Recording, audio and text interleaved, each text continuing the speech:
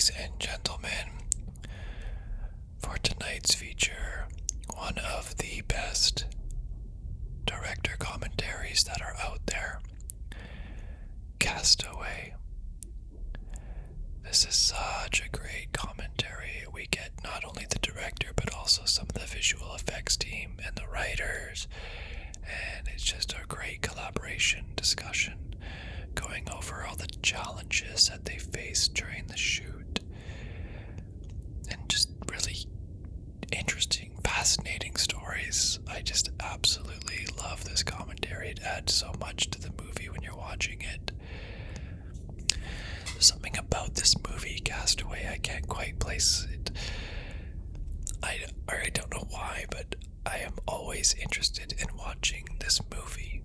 There's not a whole lot of films where I feel like I can always watch it, but Castaway, for some reason, it always feels like it's been a while, and I'm just down to watch it. Must be something to do with just the fact that it's Tom Hanks in his prime and Helen Hunt. It's like nostalgia, coziness, and just the fact that this unsuspecting person is faced with such incredible sudden challenges and life changes, and also the fact that it's a happy ending, I guess, does help, even though it's also an incredibly sad ending. Spoilers for the movie. If you haven't seen it, obviously the commentary is going to spoil the movie, so watch out if you haven't seen it. But the trailer for this movie that came out completely spoiled the movie. I don't know if you remember that. I was definitely part of that experience where the trailer shows Tom Hanks on a plane, and they're like, after he's been rescued, he's like, "You guys had a funeral, what'd you guys put in the coffin?" And I just can't believe they did that in the trailer. It's cool that the movie is still bigger than that moment, and it's retained its impact, but what a choice to put that in the trailer. I don't understand that. I can try to understand it, but it just seems very silly to me to do that. Please like and subscribe if you can. It really helps the channel out. I would really appreciate it. So, thanks so much for your time. Thanks for watching, and I hope you enjoy Castaway.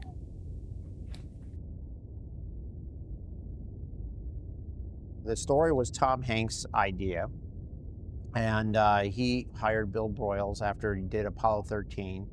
The way Tom explained it to me was, what would it be like to really be stranded on an island? What would it really be like? I said, that's pretty interesting. He and Bill wrote a couple of drafts of the screenplay, and then they sent it to me. That was about 5 years before we started production, and it had a long way to go.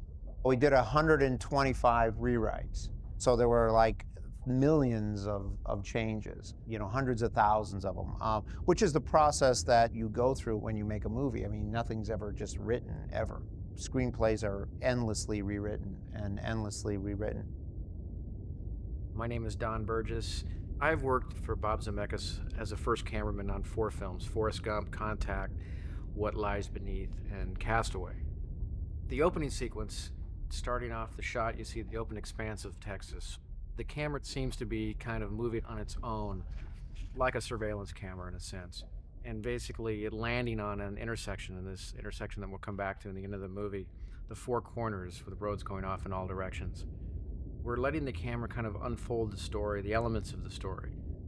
We pick up the truck later on as it's coming to the house, but once again, the camera doesn't necessarily pan with the truck. It's kind of moving on its own accord as it's discovering where we are in Texas and landing on a house.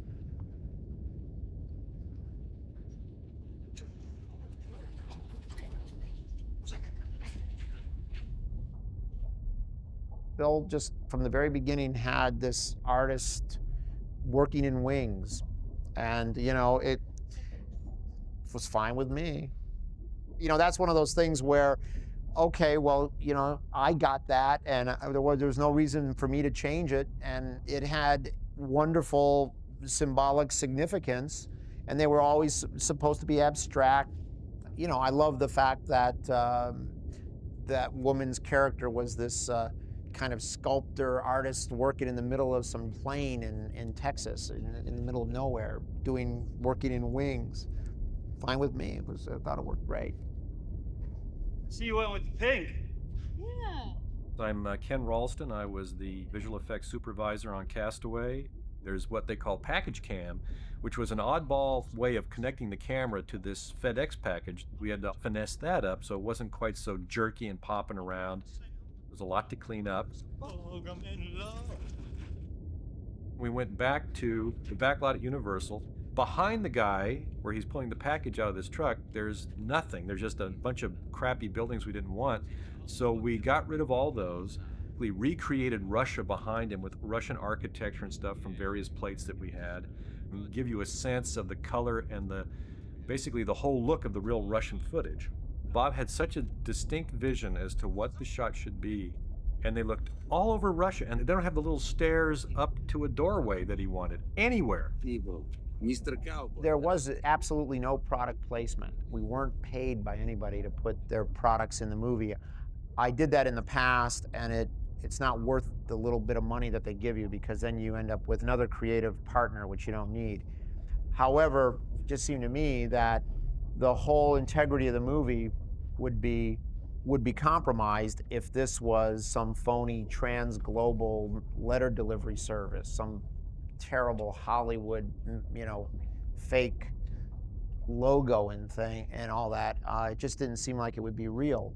So very simply, we asked Federal Express for their permission to use their logo, and they could have said no, and that was it. While we were shooting in Moscow, we discovered right away that the temperature was quite cold. It lent for a great look to the movie to be there in the wintertime, to see the snow, and to feel the cold of Moscow.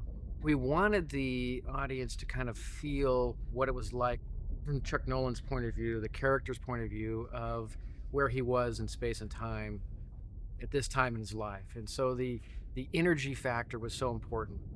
The pace that he travels at, what he felt was important concerning time. So the winter, the cold, the energy that had developed because of that lent to what we were trying to say about the character. My name is Randy Tom, and I was the sound designer on Castaway. Sound designers do a variety of things depending on what the movie is. On Bob Zemeckis' films, I am in charge of the sound. I report to him. The way that works is that he and I have a couple of conversations before the shooting of the movie even starts. Typically, I've read the script, and so often I'll have an idea to suggest to him about how a scene might be shot in a way to use sound in the best possible way.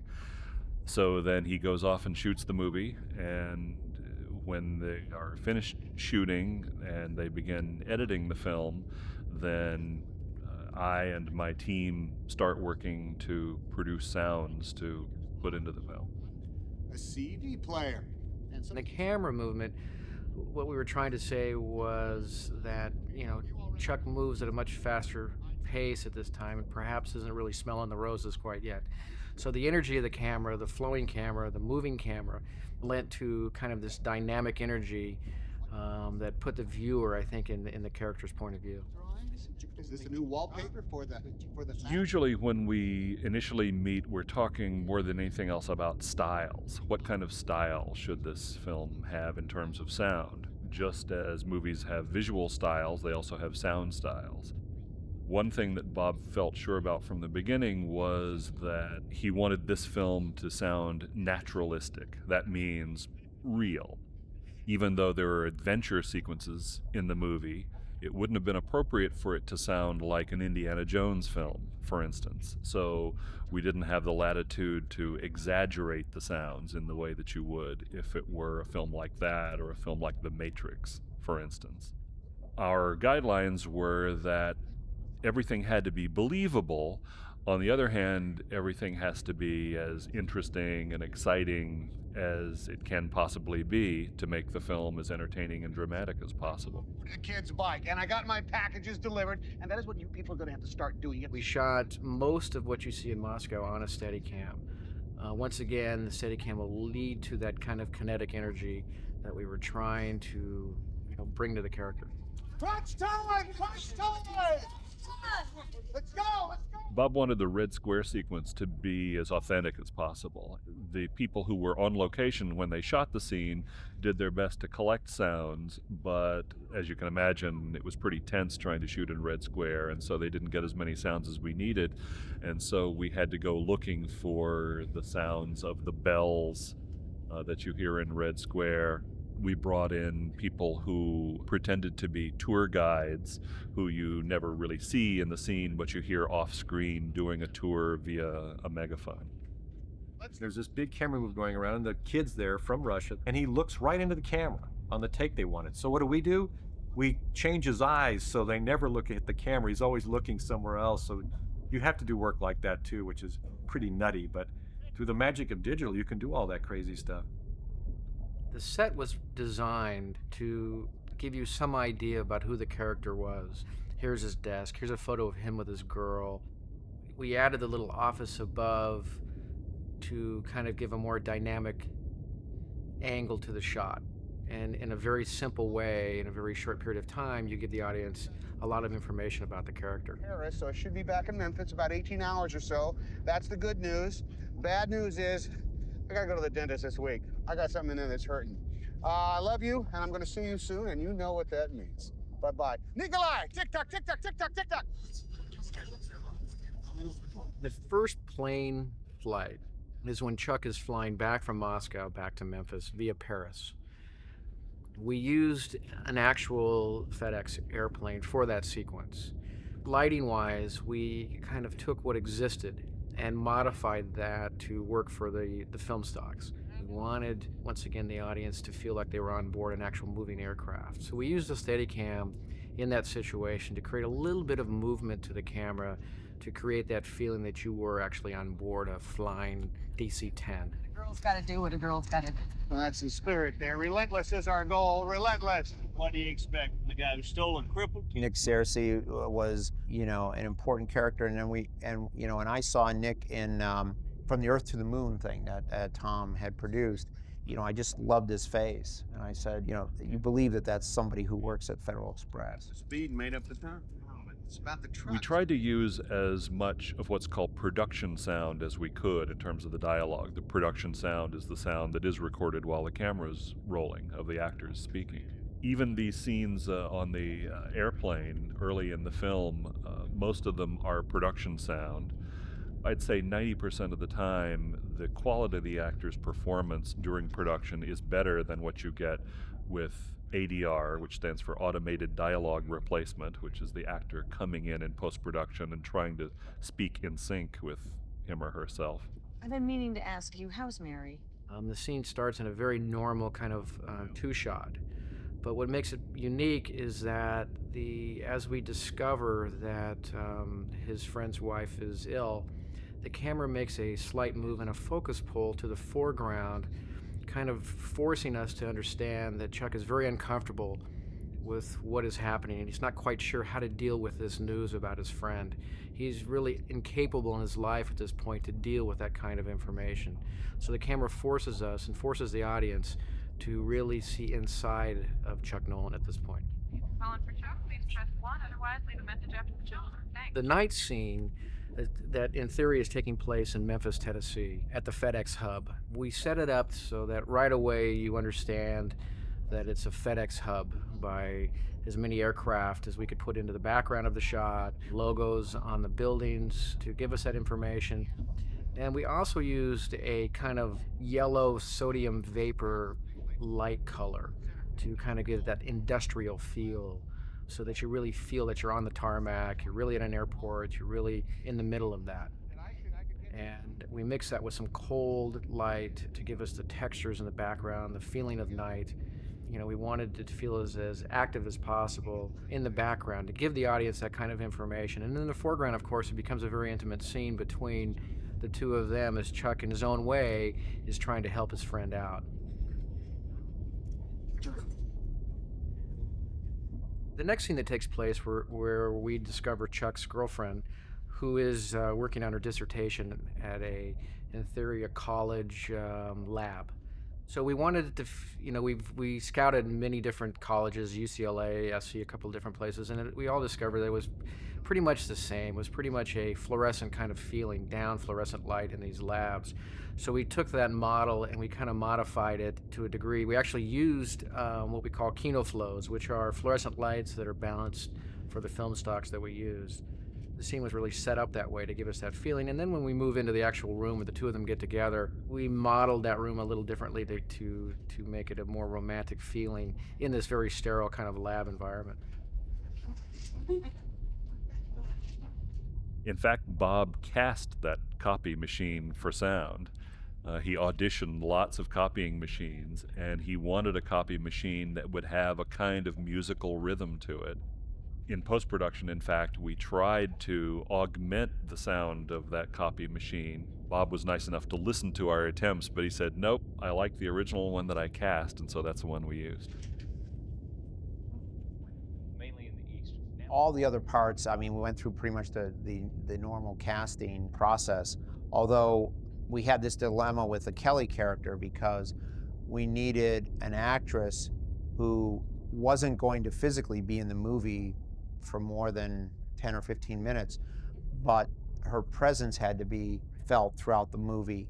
We needed someone who had, a tremendous screen presence. And secondly, we needed an actress who in those very short scenes with Tom was going to make them work and be a strong enough actress to hold the screen with Tom, because see, Tom's in that situation now where, he's on this level where there aren't a lot of other actors who are able to perform at his level. So we knew we needed a big star. And then, how do you get a big star to do something like this? And luckily, I had been talking to Helen about another project, and and I said, I'm going to go off to Fiji and make this movie with Tom Hanks. And I told her what the movie was about, and she said, that's the kind of movie I would love to be able to do someday. And we sent her the movie, and she said, yep, I would love to do this. And it entailed her working for about a week, and then almost a year and 3/4 later, coming back and making a hole in her schedule where she was doing other movies, and then we had to be careful about what was going on, with her hair and all those things. But it, turned out to work really, really well. The card table bra. Artie Schmidt, the picture editor, really performed miracles to make this scene work as well as it did. It was certainly shot well to begin with, but if you watch the scene, you notice that you hear lots of bits of conversation and laughter and reaction that you don't see happening on the screen. We utilized 2 Steadicams and 2 cameras operating at the same time, so it was easier to kind of capture this repartee between an entire family where everybody's talking at the same time, and very complicated to do on film. And so by using 2 cameras, we were able to, I think, to make that happen. Remember when he fell on the sidewalk and broke his shoulder? One of the things that we try to do with the sound in a film is to focus attention. One of the things that you can listen for when you're watching a film is what sounds are played loudly and what sounds are played quietly, because it won't necessarily follow exactly what you see on the screen. But just as a camera is able to shift its focus from one point of view to another, sound can shift focus also. One of the things that we do when we mix a film is to decide as we go along what's important, what isn't important, what should be loud, what should be quiet, and we have control over all of the different elements. For instance, at the beginning of the scene between Tom and Helen Hunt, when they have their day planners, the first thing you hear is the slap down of those day planners. Okay, I'll cancel Saturday. No, don't. If I'm not here, I'm not. And that's partly a production sound effect that was recorded when the cameras were rolling, and it's partly a Foley sound. Foley is the sound effect equal of ADR. Foley is a process invented by a guy named Jack Foley, or at least popularized by Jack Foley, in which you record certain kinds of sound effects while you're watching the scene on a screen in a studio.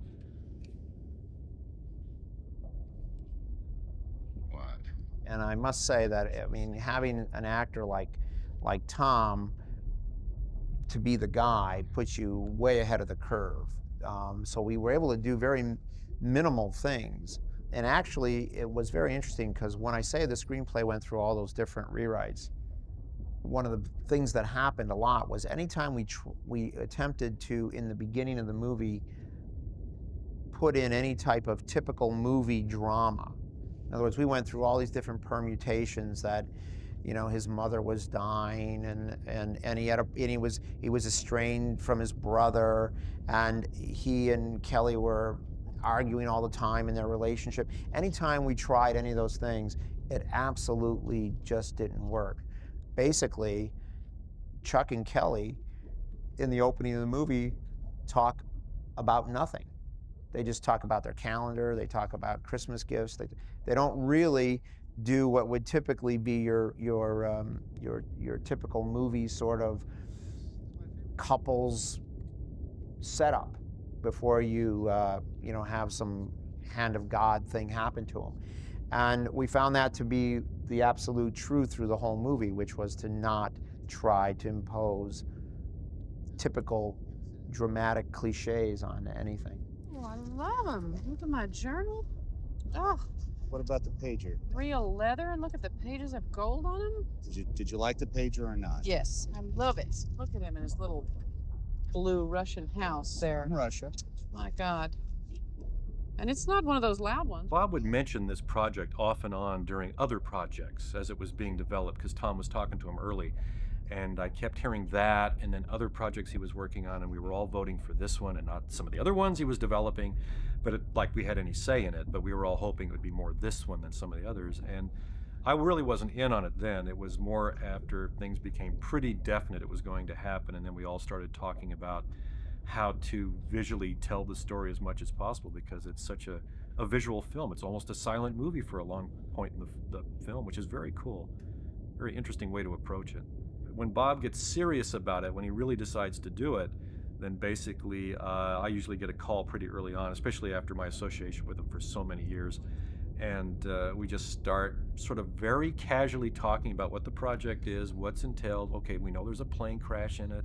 What else might be in the movie? And just very, early conversations about the possibilities of what we might do. At the same time, Bob is storyboarding the movie. The effects scenes that are in the film, we're sort of working with the storyboard guys as they're coming together, talking about what we could or should not do. There's a lot of production meetings with Bob and all the essential players on the project, basically talking about all the different aspects of all the scenes, and all the work that has to be done, especially the more complicated technical ones, because those are the ones you want to walk into knowing pretty much what you want to do. And all that's happening simultaneously. Everything's happening all at the same time. The costumes are being made, the sets are being built, storyboards are always changing. We're working the scenes out to see if we want to work with, how we want to approach the plane wreck. We did some early pre-visualization stuff, basically very simple computer graphic choreography with how the plane would sink in the ocean, just to get Bob used to the geography of what was going on, and he could then start designing more concretely again what was going to go on from cut to cut to cut, and the point of view of Chuck, what would he see if we were looking this way, that way, what was surrounding him as the plane was going down. The beginning of the plane wreck, before we get to the crash, all of the stuff you see outside the windows is computer graphic clouds, lightning effects going on, and then finally when they break through the clouds, there's a big expanse of computer graphic water effects that we did. So none of that's real. Fuel, 905.5. Blaine, if you get through, tell them we're deviating south for weather. Make another position plot on your deviation. One of the things I wanted to do is I didn't want there to be anything in the plane crash that would be phony. So we actually had the head of Federal Express Flight Safety was on the set every day. He scripted out everything that the pilots would have said in a situation like that. And so all the altitudes, all the frequencies, everything is exactly perfect, exactly. We knew right in, we knew on the map where the plane was actually going to go down and who they would be talking to and where they would be. And so the whole thing was completely scripted out.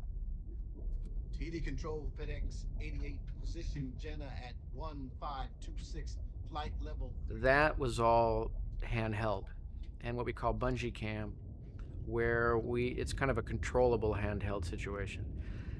In that sequence, we utilized a special motor on the camera that creates vibration. So between the camera operator's handheld shaking ability and the motor that we placed on the camera, we could gauge the amount of shaking that would take place.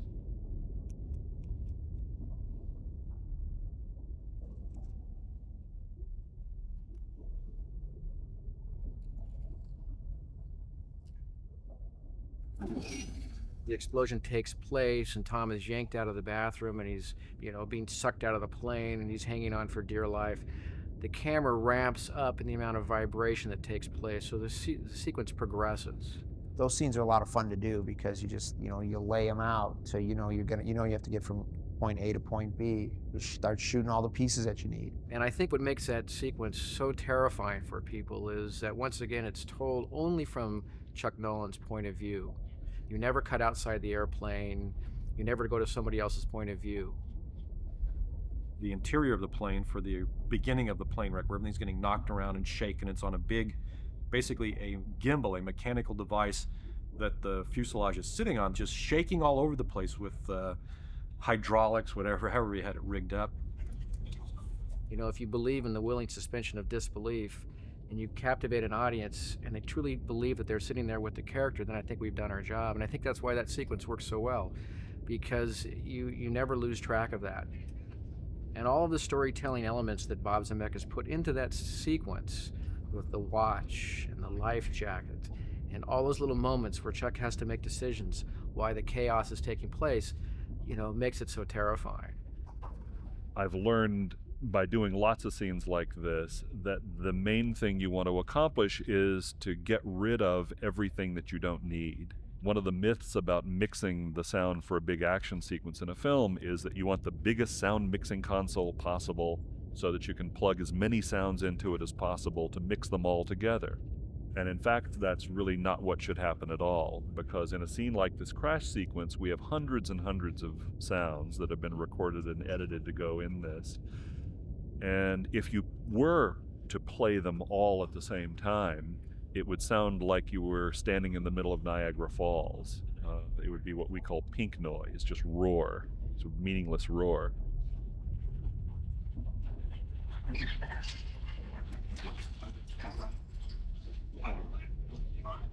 For instance, when the big FedEx package suddenly shifts position, we need to hear that sound mostly, rather than the roar of the airplane around it, or the whistling of the wind, or the banging of the things in the background.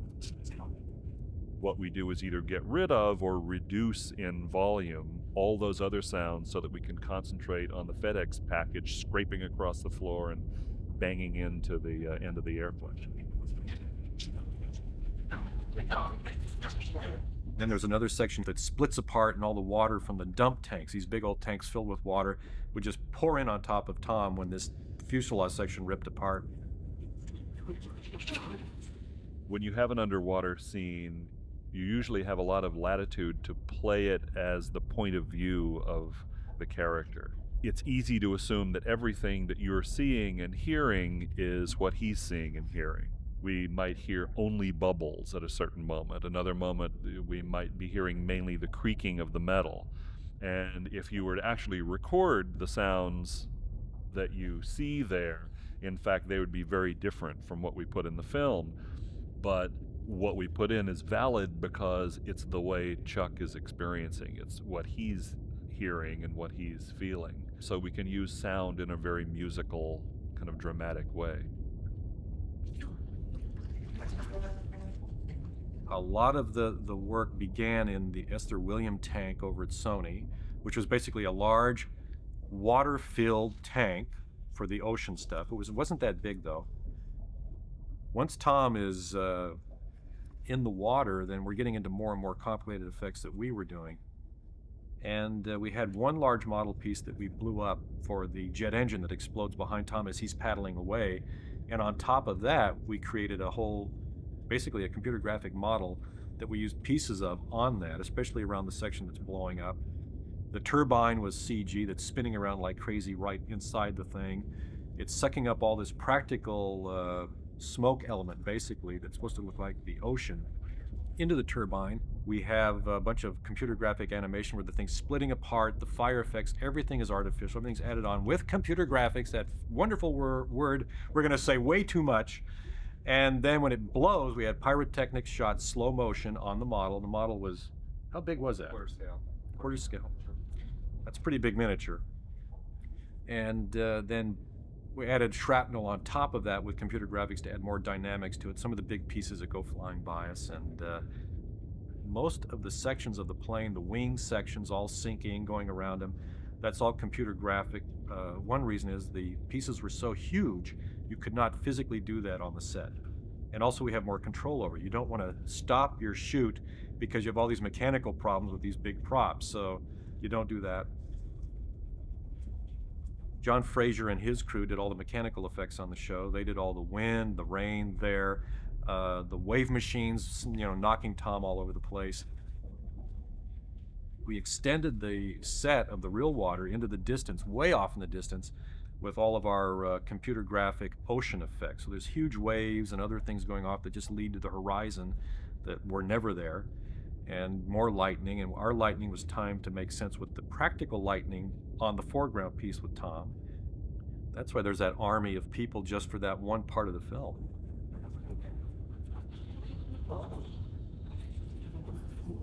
And so we used basically the same old tricks, in essence, to create an environment that looks real, but the storytelling elements elevate that sequence to, I think, one that's exceptional. The storm transition was a very important part of the movie. Bob designed it from the beginning such that we probably weren't going to see a lot of the transition. Instead, we would hear it almost as if it were a radio play. And what we had to suggest with sound is that what you see and hear in the movie over about a 30-second period had to suggest a maybe 2 or 3 hour period of the storm going by and the rain and him drifting along. And finally, we realize as we hear the raft being punctured and we see the raft up against these rocks, oh, I see, he's in a different place now. That's a difficult thing to do. I started working in sound in radio and produced some radio plays. And when I started working in film, I tended to be sort of disgruntled, thinking, why do we always have to worry about the camera? It's such a hassle. But now that I've worked in film for a long time, I find that when I occasionally do go back and do something for the radio, like a radio play, I'm thinking, wow, I wish I had the visuals to lean on a little more because it's hard to tell a story just with sound. And so trying to do that for Castaway, do the storm sequence almost like a radio play, was very much like that.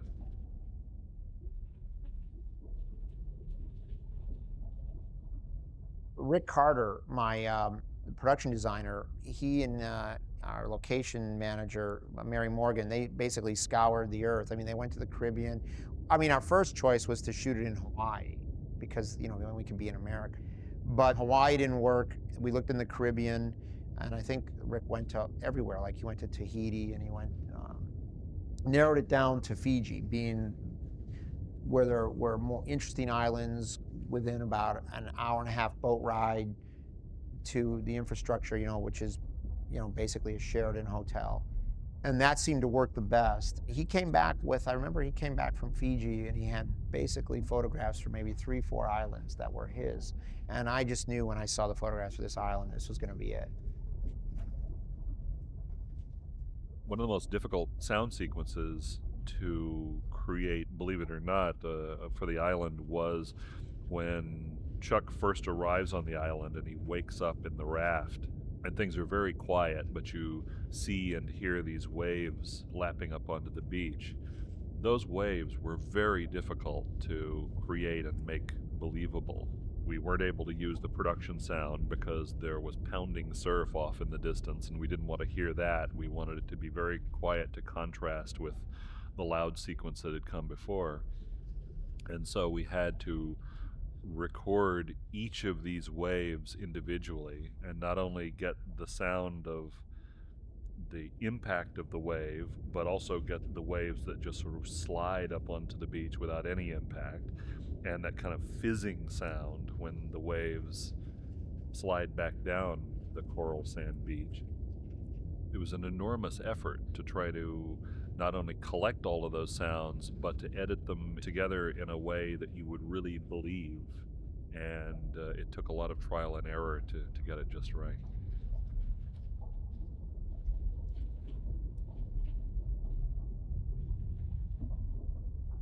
Bob and I always sit down at the beginning of a movie when we have dinner and we kind of talk about our rules of engagement, shall we say.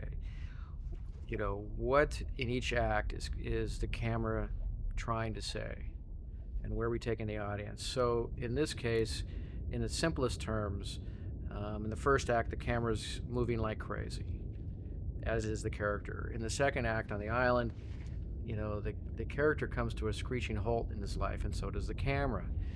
So the camera becomes almost locked off. And then, of course, my hope was, too, that I could, you know, not have to bring too big a crew, but it didn't work. I ended up having to bring 120 people anyway. So I thought if I minimized the camera moves, then I wouldn't have to bring that many crew, but it didn't work.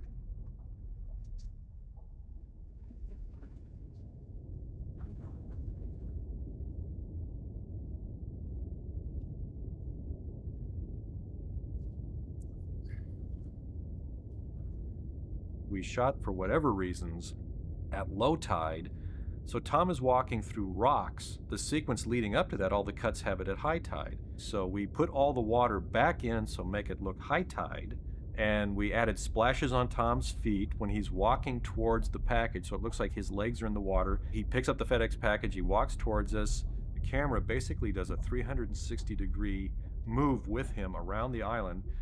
We basically removed all the islands that were around our island, added in this gigantic whitewater effect, this surf breaking that surrounds the island 360 degrees, which is physically impossible, by the way.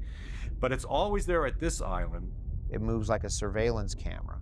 It doesn't follow the actor.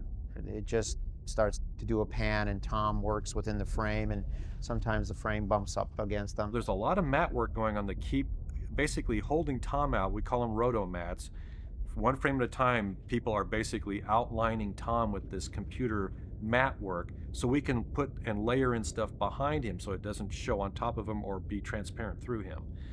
As we come around with Tom, just weird little things like there's this rocky area right behind him. Well, it was very tall, and Bob wanted us to shave it way down so we could see past it more to get a sense of the isolation. And then when Tom comes back around again, we're still adding the surf all the way around the island, and then we have to have it high tide again. And the shot's very long, and with Bob's long shots, they just are begging you to scrutinize it.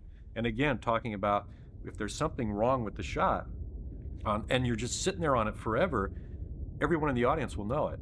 So it's extra hard to make that work and look natural while you're just staring at it forever. I mean, a quick cut, 20-frame cuts, that's the kind of movie I want to work on. Not 2-minute cuts. You know, it makes it very difficult. I've worked with Ken Ralston a long time on a lot of movies. We go back to, you know, the first Back to the Future. You know, these are the most interesting type of CGI shots because they're invisible, or we try to make them invisible, meaning that they're, you know, I mean, we used the computer to do the things that totally and completely enhance the story, which is this is an island surrounded by a gigantic reef, because that's why he couldn't get out on a raft. We cut the island in half visually too. You know, the crew were given like a book of you know, like an art department book of a breakdown with Chuck's wardrobe and how the camps were going to deteriorate and all these things. And also what was in there was a map of the real island, and then the sort of artist's interpretation of the map of Chuck's island. And Chuck's island had that sheer cliff, which wasn't there really, that was all painted in. The approach to the movie was supposedly trying to be a lot simpler in the beginning. And we thought we might have 40 to 45 shots in the whole film at the very beginning, and we ended up with over 300 by the end. That's just what happens as a movie takes on its own sort of energy. So we sat down at the beginning and we said, okay, once he gets to the island, at that point, he really has no fire and he has no flashlight. He has nothing but the moonlight. So we chose to shoot day for night for all of the night scenes that take place prior to the time that he builds a fire or that he discovers the flashlight on the deceased body.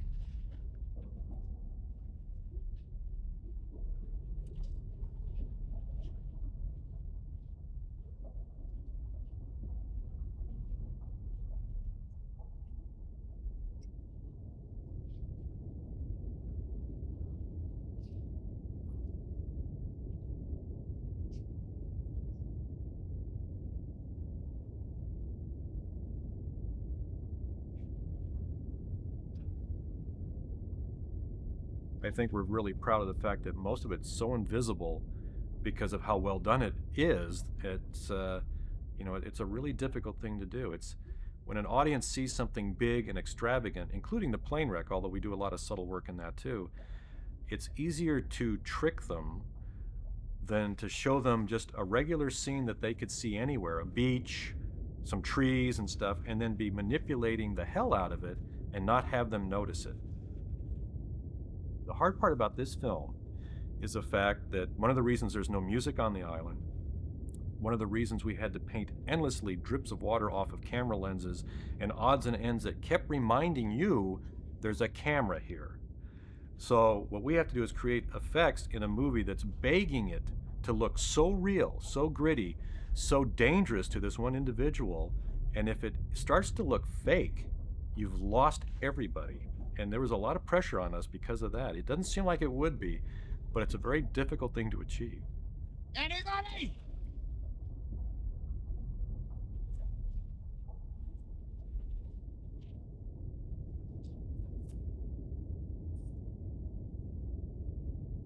The idea was that an island in the South Pacific is considered a tropical paradise. Yet our character lands upon this island in a storm, a terrible storm. And he ends up on this beach with the palm trees and the beautiful water and all of that. So my feeling was that the longer you are there, the more desaturated kind of your viewpoint becomes with, tropical paradise. You care less and less about it. So I tried to desaturate. And that was, use of different film stocks and different exposures to kind of create that feeling.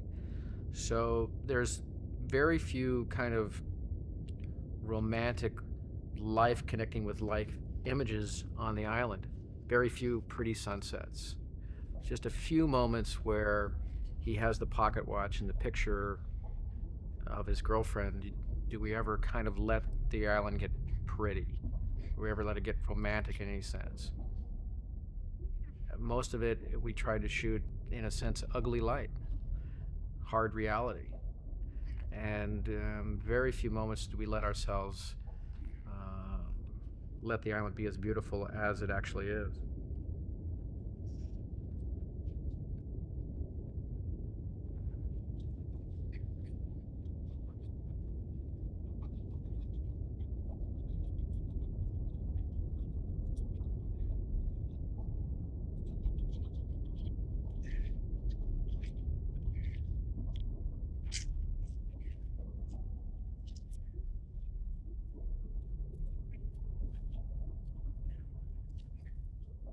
Biggest challenge was taking what we know as conventional dramatic storytelling form and figuring out a way to use that to do things that would typically not have drama, like opening a coconut or burying a body, and then sort of figuring out how to pace it and design it, visually so that it had a dramatic structure to it. So if you break down all those vignettes, things that aren't just a one-shot kind of a thing, like building the fire, burying the body, opening a coconut, they're based on 3-act dramatic structure.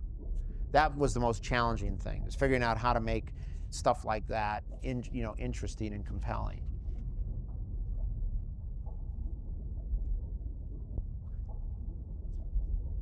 It all starts with the script. You can't budget a movie, you can't schedule a movie, you can't make a movie without a script. It's impossible. You know, the script has to lay out the story, it has to inspire images in the director's mind, it has to inspire a performance in the actor's character. The script can kind of give you a suggestion of how big those waves are supposed to be. And then that's what the director does. The director interprets what's written and what is physically there and makes it happen and basically rewrites the script, but now is using these moving images. So a lot of times, for example, Bill could not, as wonderful of a writer as he is, Bill could not have written there being a cliff face with a palm tree growing out of it that became part of Chuck's cave, so he could have like a little window, because no writer in their right mind would ever write that, because they'd say they'll never find that. But what we did was, so he just wrote a cave. We went to the island and there was this little, in the island, that hole there is only about 3 feet deep. And, you know, Rick and I saw that and said, that should be part of the set. So then Bill went back and revised all the cave stuff to give Chuck this little window so that we could kick Wilson out. So all this stuff, you know, all happened because we took the actual island and what we found on location and then reinterpreted the script to fit that. So it's this giant like stew. It never is laid out specifically, and you know, and it just all has to be put in this big pot and melted down.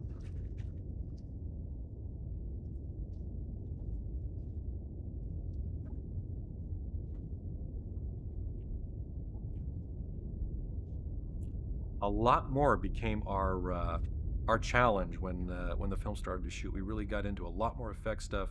As Bob realized, to tell the story, he wanted a very specific vision of the film, and he is so good at that. He needs the effects to basically create the vision he originally has when he starts the movie. He won't change it because he knows that original vision is where he wants to go, and that's the best one to give it. And he uses all these tricks to make it all work.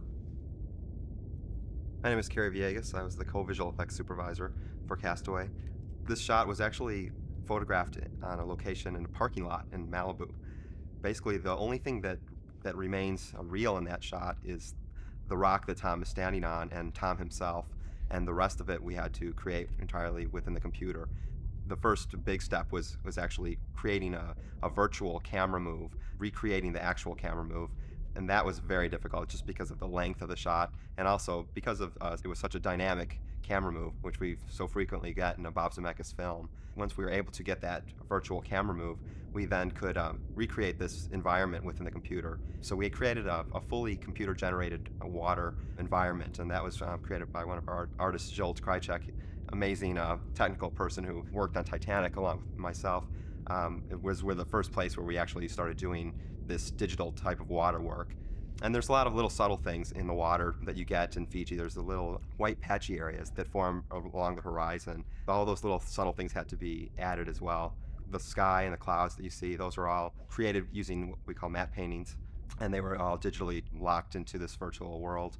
And then all, of course, the big reef that was out there that was trapping Chuck in this world, basically that had to be recreated as well. So it was a very challenging shot. It was over 2,700 frames long. For us in the visual effects business, that's an extremely long shot. And we could kind of design it to look any way we would like, but unfortunately had to match exactly to shots that were in the actual location in Fiji.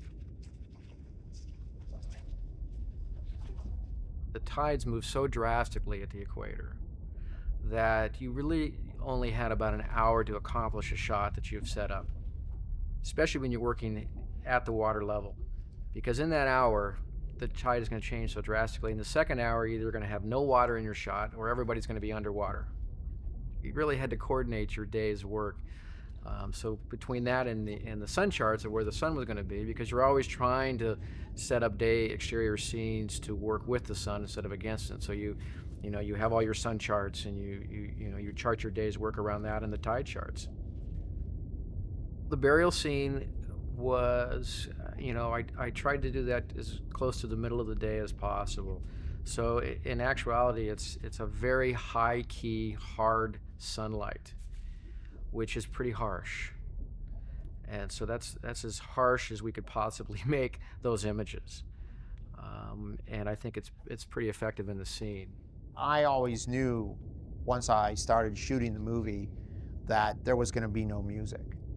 I just, but I did my due diligence and tried temp music, and I had long conversations with Al Silvestri, my composer, and it just didn't work because music is very tricky in that it really leads the audience to what they're supposed to be feeling. What Randy and I did was, with knowing that there wasn't going to be any score, the mandate to Randy was, well, score the movie with sound effects. So if you pay attention very closely, it's very subtle, but there's different qualities. So then it entailed us cleaning out all production. So everything on the island is completely designed.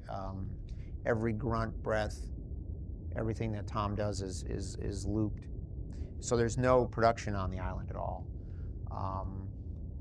And so what you have is these different qualities of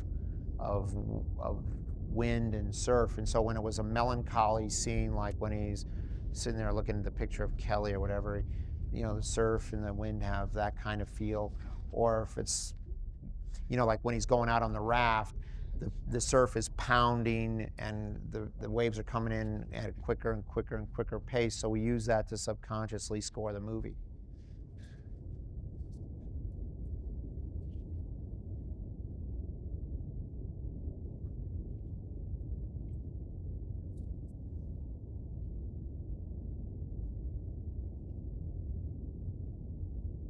It's an interesting relationship between a visual effects supervisor and a director of photography, especially nowadays with all the new digital technology.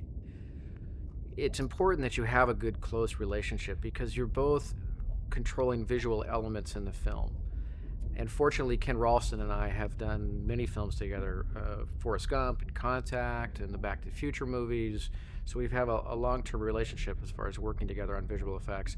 And aesthetically, fortunately, we see things in a similar way. So when it comes to lighting and lenses and film stocks and textures, we're pulling for the same. We're pulling in the same direction. We're trying to, I think, do the same things. So it's a great relationship, and it's a difficult one because you're always trying to create interactive light with images that don't exist yet. So you're trying to connect on a level, talking about things that aren't tangible quite yet. When you light a set, it's very easy to stand back and work with your lights and get the set to look ultimately what you want it to look like, to create the depth, to create the character, to create the mood. But when you're doing visual effects shots and all you're working is with a subject in front of a green screen and none of it really exists yet, it's very difficult to put all those elements together. And it's difficult from a planning stage and a conceptual stage when there isn't really anything to hang your hat on yet. And you're all trying to work together to build this image from the ground up, element by element. And it's an interesting process, and ultimately I think we get there in the end. Sometimes I'm never quite sure what it's going to look like, but it's become the new challenge, I think, of movie making of this era. Probably the longest stuff we really had to design early on. One of the first things I worked on with our Inferno group here was coming up with a very early look for the day for night scenes, because it starts off with just purely a technical problem. How do you get all this equipment on this island? You don't. Okay, let's talk about doing day for night shots, but doing it in a way we haven't seen before, and something that could really capture a sense of real moonlight and have it look really cool, maybe a little surreal. What can we do? So we started playing with some ideas, I'd look at old movies that had some great old black and white day for night stuff, like My Darling Clementine has some great stuff, and just say, okay, that inspires me to go this way on our effects side. Then you put in the stars and you start messing with how dark the blacks are in the scene. And actually, Carrie and Rob Legato really came up with the final look for it. The leak is Foley. It's not really actually anybody taking a leak. We did that with a squirt bottle.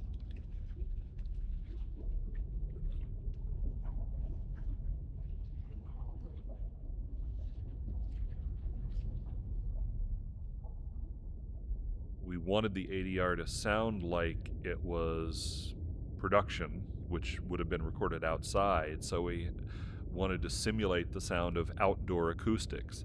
And one of the ways to do that is to take a recording that's made in a studio and then play it through speakers outside and set up another microphone and re-record it.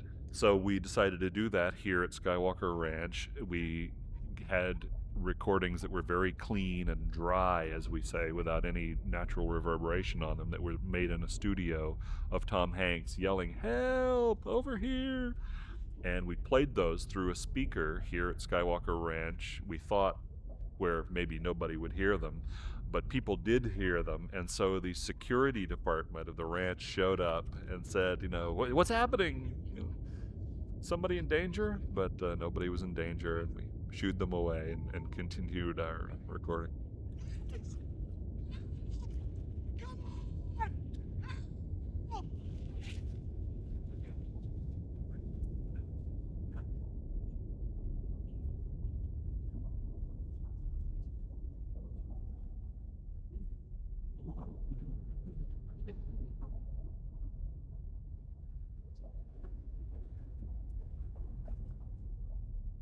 None of these sounds that you hear as Chuck is trying to get through the surf were simply recordings of surf. We've tried to do that in the past on similar films that had surf sequences, and the sound that you get is just noise. So what you have to do is manufacture each wave out of quite a diverse group of elements to make it sound like a wave, but sound like an even bigger wave than it looks like, and keep it articulate and wet and identifiable as a wave. My background getting into the movie business was that I could ski backwards with a camera. I could rappel off mountains with cameras. I came in kind of from an action-oriented situation where, gee, let's get that guy. We know he can get the shot, type of thing. And so that's how I got started. So I enjoy the idea of camera operating. When it comes to a movie of this size, there's so much more to it that you need to, fortunately I have one of the best operators in the business, Robert Presley, working with me, who can basically, operate steady cams and crane moves and all the necessary tasks. When it comes to actually getting in the surf, it was more comfortable for me to go in and do some of that camera operating because of my experience of being there. So sometimes I'll still throw a camera to my shoulder and jump in there and have some fun too. Keeping the water off the lens is always a challenge. We use two different techniques.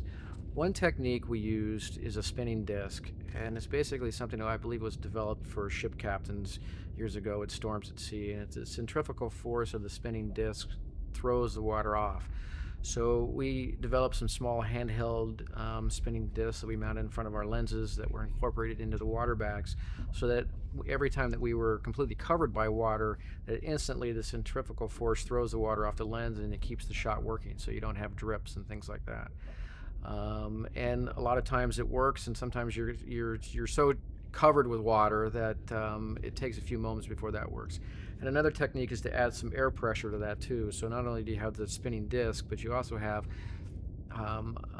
air pressure that's actually focused at the mat box to once again throw the water in the opposite direction.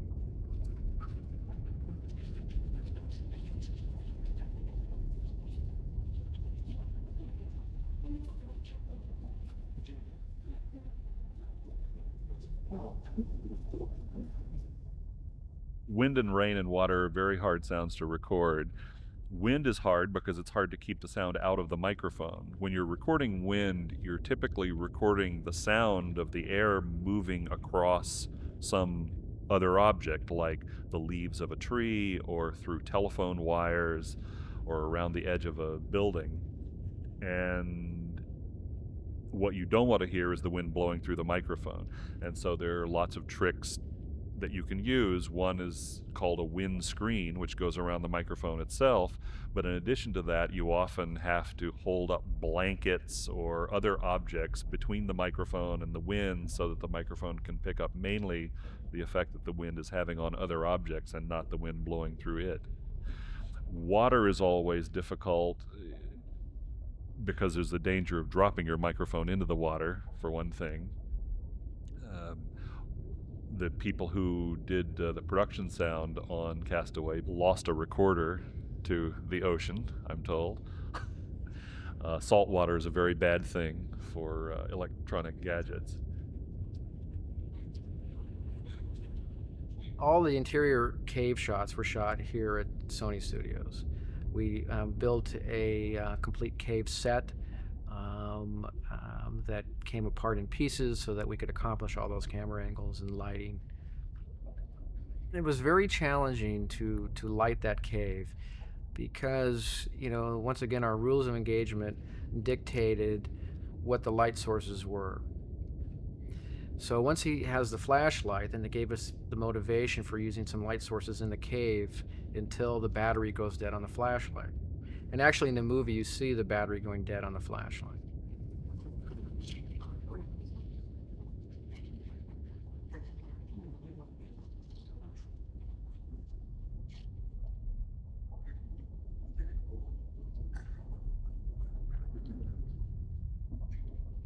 In the old days of radio plays, they often used big sheets of metal being shaken and maneuvered to simulate the sound of thunder. Unfortunately, that's fairly identifiable as what it is to our modern ears, so we can't get away with that anymore. So we almost always use actual thunder.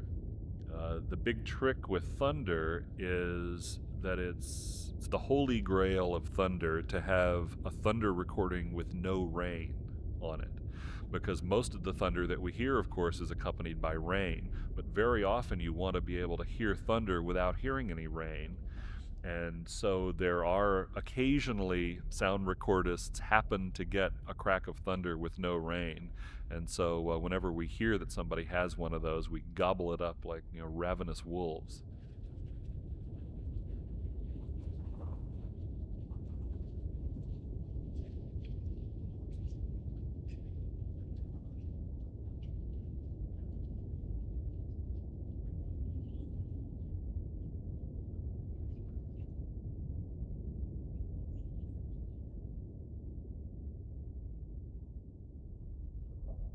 So in this small little cave, we had to make it feel like all the light was during the day funneling in through the small mouth. And then until we had fire, there really wasn't any light in the cave except for perhaps some lightning. Once we had the fire, then it motivated a light source for the fire.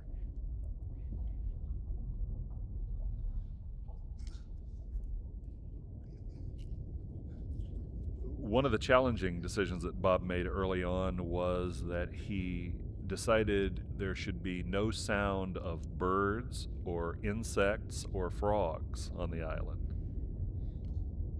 Initially, I felt like, wow, I have a straitjacket on. That really limits the palette that I have to work with.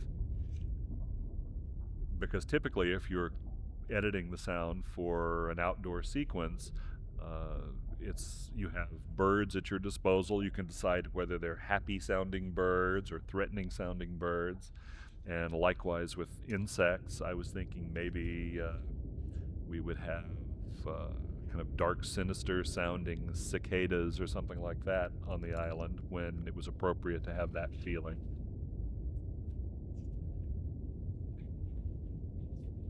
My concern was, well, geez, we're going to have to remove birds if they fly through the frame, and it turned out there are no birds. So we did have some flies, though. We had to take flies out in the computer every once in a while. We couldn't have any animals on the island because then he would have trapped them and eaten them.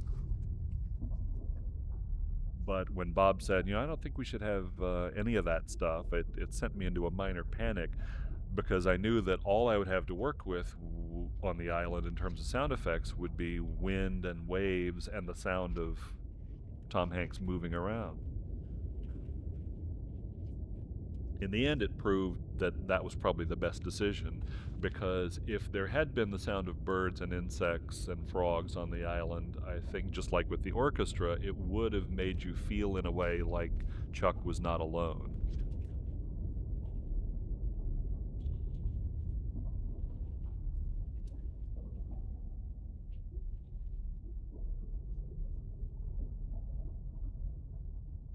Happy birthday. The most beautiful thing in the world is, of course, the world itself. Johnny, have the happiest birthday ever. Score your grand. Bill and I, we started thinking what would be in those FedEx boxes. We thought, well, let's try to go for the funniest things we could think of, the most useless things that would be like, the audience would like smile or chuckle at when they opened up the box. And then we took all the stuff that we thought of, and we had our prop guys gather it, and we gave it all to our survival experts and said, make stuff out of this. And they did. And it was pretty amazing. And the thing that blew my mind is when they made the videotape webbing. That stuff is, that stuff is indestructible. I mean, actually, a videotape on an island can save your life. And they broke the thing apart, and then there's a little metal clip inside there, and they made that into a fish hook, and they used the little rollers as bobbers. We didn't have time to get into all that, but they made amazing things out of, and they made an axe out of this ice skate and all that stuff. And then we sort of revised it to fit the movie, and and those guys could figure out a way to use all that stuff for something.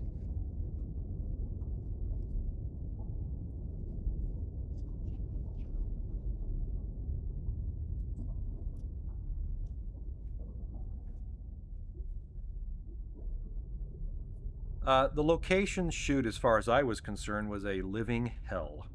It was one of the hardest shoots I've ever been on, and it was 3.5 weeks there on the first half, and then Carrie did the second half because I pretty much couldn't take it. And it was you were either having a monsoon, or it was so blasted hot you could barely move. Things that drove me crazy, besides all the bugs and stuff, because it was one guy on an island. Where we landed, basically where base camp was, you'd be shooting 200 yards away. But you couldn't walk there because all your footprints would be in the sand. So the whole crew, I don't know whose idea this was, would walk around the entire perimeter of this island in the water to keep our footprints out of the sand. And it was like, it took forever. And some of the crew had to be carrying, all kinds of packages and things and camera stuff. And it was brutal.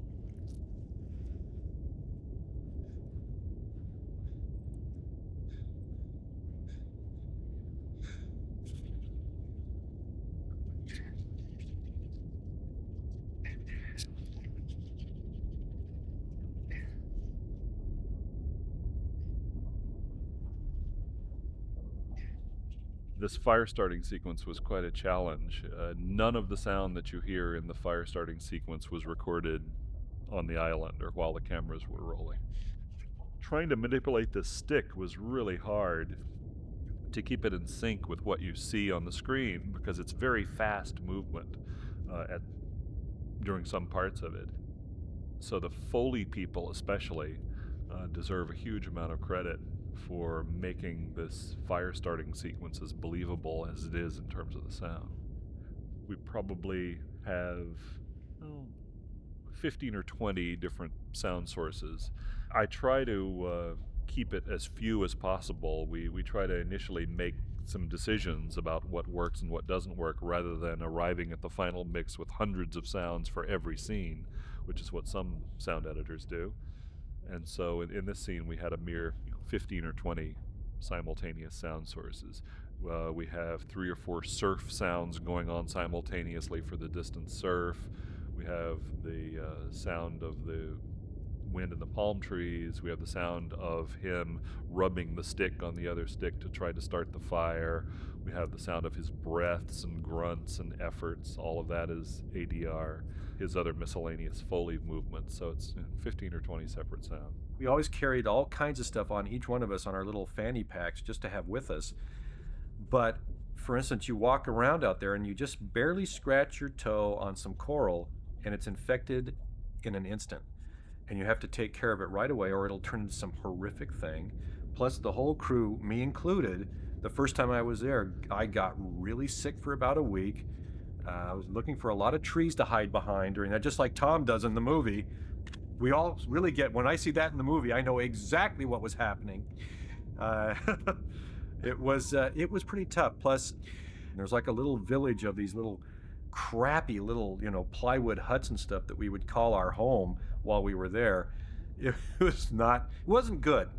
And it was exhausting. And I had an hour and a half commute every, one way. In the morning, hour and a half there, shoot the whole day while we could, and then an hour and a half back on this boat, go to the hotel, and next thing you know, you're doing it again, of course. It was very exhausting for the crew. They just weren't used to it.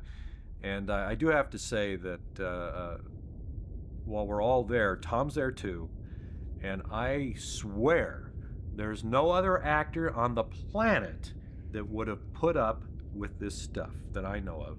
Tom is great, and he was getting beat up as much as any of us, and it was a good working experience with him. I mean, he really he's part of the team, and that's really makes all the difference in the world.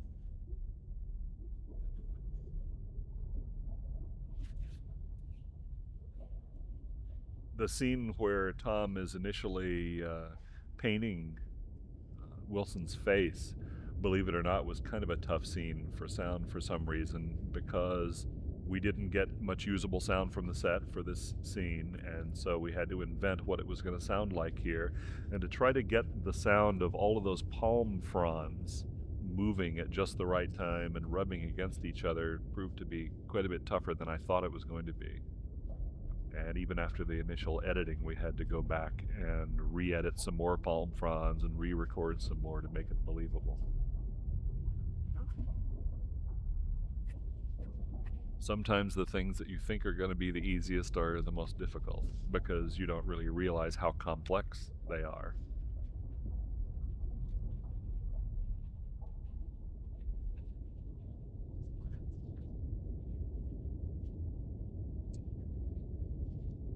We used the Wilson volleyball because that's what Bill always had Chuck calling the ball, Wilson.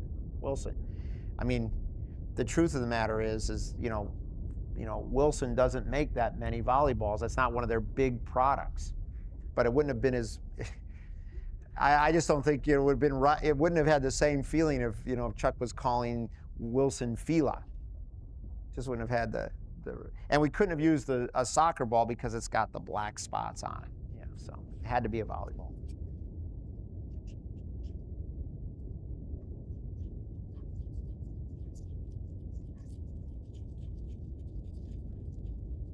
You wouldn't, by any chance, would you? I only knew how you made fire from watching movies, and it's not true.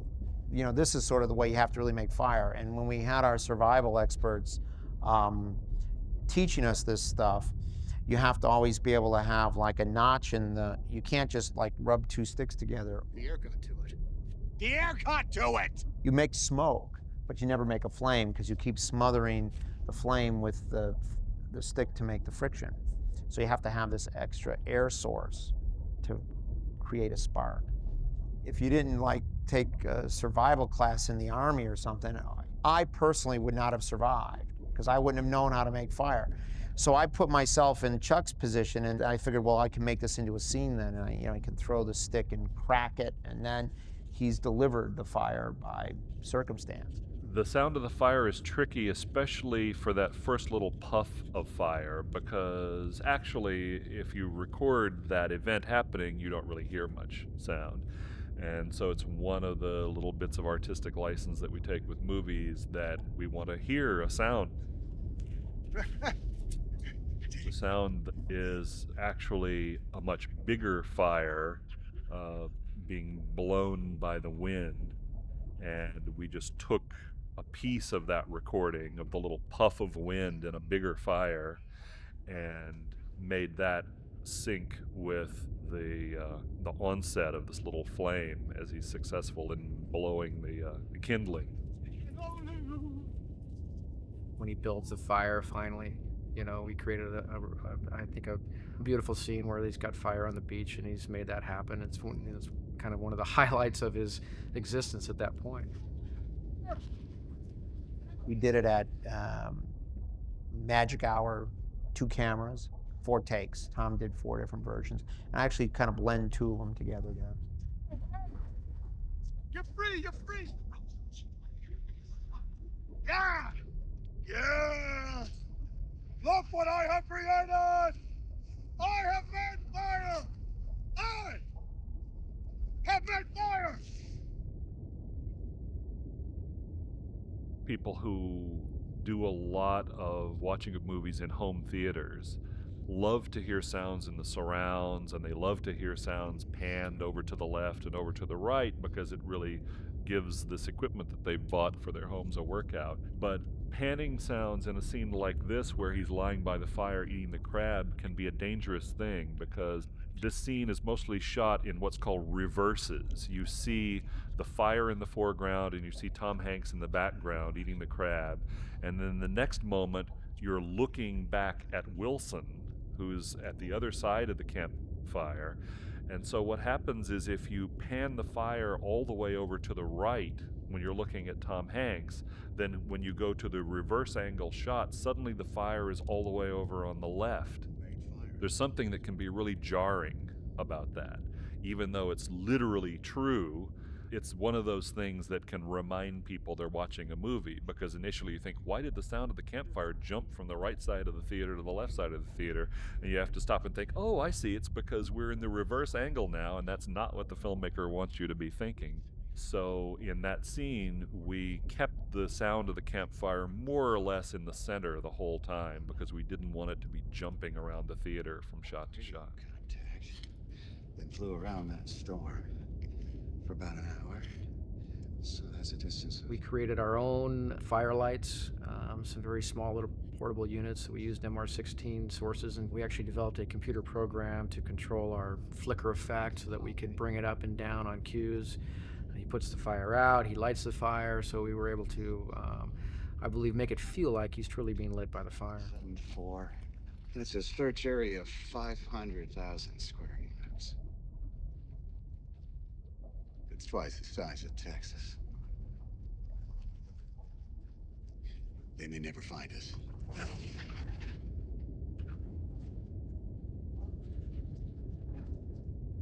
When you have a toothache, you can't really even think about anything else. I mean, when you have a toothache, it's like, it's the worst. And we take for granted modern dentistry. We knew we had to do something grisly with that tooth in the movie. Then the mission was, how much setup is too much? Tom would constantly ask, should I refer to the tooth here or not here? And we'd say, well, let's try to make sure we don't do it too many times.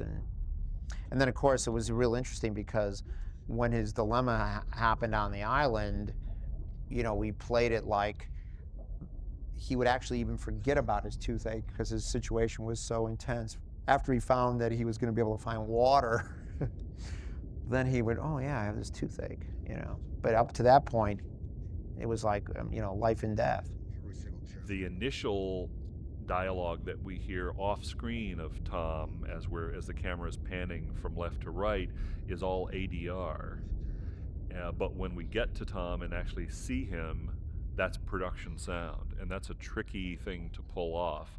It means that in the ADR session, when Tom came into a studio in post-production to redo that dialogue, he also had to have something in his mouth. Otherwise, it wouldn't have sounded the same. So he had to come really close to simulating exactly what he was doing when the camera was rolling in order for you not to say, hey, how come his voice changed completely right there for no reason?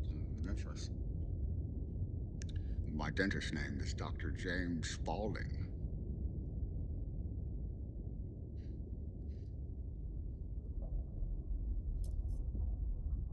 the script is essentially the same script. It did go through a variety of changes. I mean, early on, there was a scene where Wilson actually came to life and spoke. There was a scene where Helen Hunt showed up in a vision in the smoke of a campfire. Odds and ends like that start to drop and get changed into other things as they know what the film is more concretely.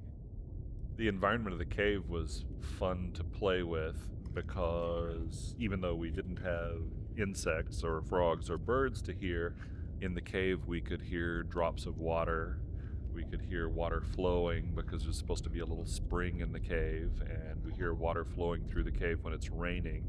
We also hear the sound of the surf outside the cave, and we can take all of those sounds that we recorded separately and then put them into a digital reverberation program that makes it sound like they're all inside of a cave.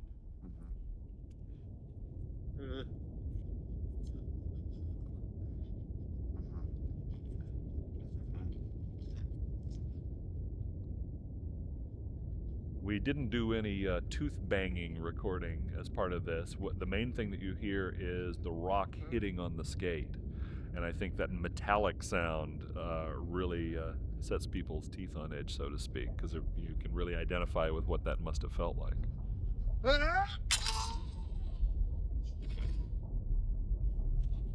It was quite a challenge to figure out how to do this 4-year transition. In a way, it's probably the most sound designy moment in Castaway because we actually have some sort of sound morphing going on. What I did was to take a kind of roaring fire sound, not so much crackling, but just a low frequency roaring, and take water lapping, which I processed so that it had no high frequencies in it at all, so it was also just a kind of low, almost roaring sound, and crossfade between the fire roaring and the water roaring, and then gradually we allow the higher frequencies of the water to pass through so that over a period of 10 seconds or so, what sounds like roaring fire turns into water.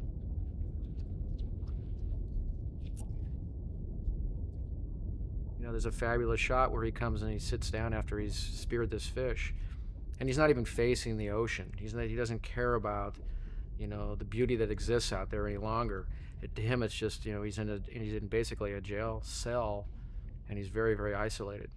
So the photography lends to that feeling, to give that audience, even, you know, bring them into the focus of Tom himself or Chuck Noland. Tom kept calling me and asking me, well, how are we going to physically do this? And at first I couldn't figure out the question, and I started, you know, just trying to figure it out. And then the only thing I could come up with is that we would have to shoot half the movie and shoot basically the movie in 2 sections. And I said, Tom, you'd have to do one of your Philadelphia weight loss things. And then he said, yeah, that's the only way, you know, that's the only way I can figure out how to do it. I mean, just to make a quick explanation why this movie is shot in 2 pieces. We shot the first part of the movie. Tom had put on 50 pounds. So he was, I don't know, 240 pounds or something. He was a mess. And he felt it too. And so we shot the first half of the movie. Then we all bailed out and Bob did What Lies Beneath. And during that time, Tom lost all this weight, and then we came back and did the second half of the movie. So that's one reason there's 2 pieces of the film. The next obstacle was, convincing a studio to do something which is pretty radical. And the only way that I could then really make it become fiscally sound was to do another movie in between, so that I could just roll the production company onto another movie, so that we didn't have to pay people for sitting around for a year. Shut up!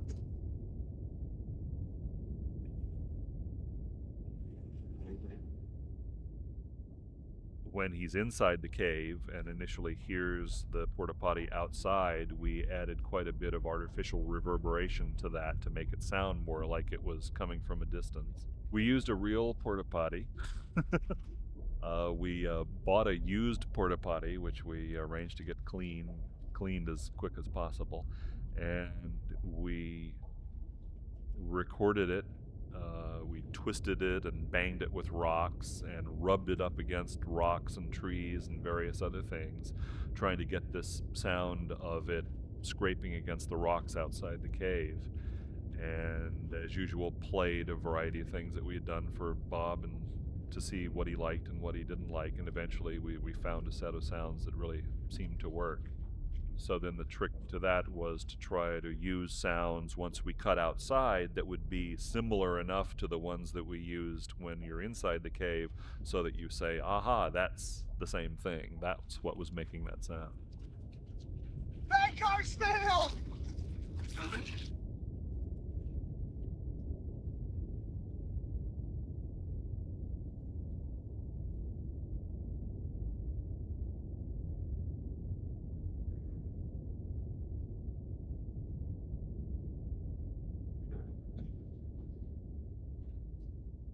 Probably the breakthrough change, the one that got the movie made, or the one that allowed me to commit to making the movie, was the when he, for many, many drafts, Tom got rescued from the island, and it was always this sort of arbitrary moment.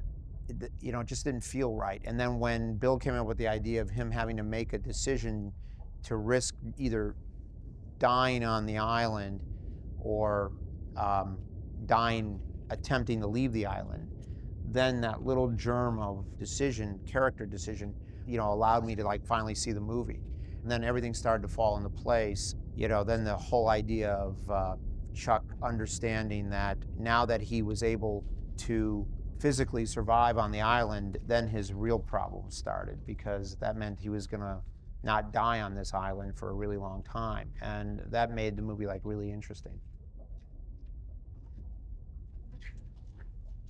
Believe it or not, one of the biggest challenges in Castaway was to come up with the sound of Chuck peeling the bark off of these sticks that he had gathered to make the raft with. You'd think it would be a perfectly simple, straightforward sound to do. And the sound that they recorded on the set was okay, but it had a huge amount of surf behind it. So we had to invent that in post-production, and we couldn't find any kind of limb or stick around Skywalker Ranch, at least, that we could peel the bark off of that way. So we had to send to Fiji for these hibiscus plants, the very ones that were used in the film, and they had to send them via FedEx, by the way, back to us at Skywalker Ranch, and we still have, I think, 20 or 30 of them around. If anybody needs the sound of hibiscus bark being pulled, I think we're the greatest resource in the world right now. Well, I'm always trying to second guess Bob, and I've got pretty good at it after all these years, but he's a tough guy to break down and figure out what's coming next. And again, when you're on literally a deserted island, although there's 120 of us on this deserted island, you have very limited supplies. You can't go to the hardware store and grab something, or go grab a prop you forgot. If something suddenly hits Bob about a scene he wants to do, and he's generally not too bad this way as far as totally new scenes we never talked about, but I just work with him on the set, and the location. We talk through what he wants to do, what I can give him there, and those are the plates I shoot. I'm always there when the plates are being shot for this very reason, because I'm afraid if we're not there and they just start shooting because they don't know exactly what my problems are, then we might find out 6 months later that we can't do the work. Since we knew we weren't going to be able to put birds or insects or frogs on the island, one sound that occurred to me that we could put in that would give us a little bit bigger palette to work with in terms of sound is the sound of the palm trees creaking when the wind blows through them. So we recorded all kinds of sounds, including the sound of a cat carrier that one of the Foley people had that happened to make great creaking sounds when you twisted it. It was a wicker cat carrier. We recorded pieces of wood being twisted that made creaking sounds. We also used the sound of footsteps on a wooden floor. We just went looking for all kinds of creaking it makes the place seem a little bit more lonely, maybe even a little bit sinister, moments when we wanted it to be sinister for Tom being all alone there. And there's something about the sound of creaking that tells us maybe there's something to worry about. One reason we're on the summit and doing it with an effect is there wasn't a place on the island that really duplicated what Bob wanted, because it had to be a little more expressive than he could get in the real world. And there was no way we were going to get a camera crane up on this thing unless you climbed up there by hand, dragging this stuff, which we did with a lot of camera equipment for some of the work. But the reference stuff I got on the last day was I helicoptered with Steve Starkey and a bunch of people to some other island on a very dangerous cliff face on this thing, which was about the height we wanted, and got out. We built a little crane arm there in this elaborate deal and shot a lot of reference stuff of looking down into the rocks with the water crashing on some real rocks. I did a lot of stuff we didn't use, but it was good reference. I shot out at the ocean, and what it does is it shows us when it's backlit, all the different currents in the water break the surface up in an interesting way, and that's what Carrie was talking about. We built all that into the computer graphic water effects that we did, and all the little glints, every little thing out there is as naturalistic as we would make it look. And yet, what I've been saying a lot about the movie is the movie doesn't want us to be grandstanding with the effects ever. Even when the jet engine blows up, it's more about Chuck escaping it than it is about us saying, hey, will you look at this cool explosion? Because boy, is it neat. It's all about Chuck's predicament. So we're building in this emotional sort of isolation with this effect shot. And I think that's what makes it work so well. You were right. You were right. It was a good thing that we did a test, because it wasn't going to be just a quick little snap. It would have landed on the rocks. Broken my leg or my brain. In the early drafts, there was a scene where he was,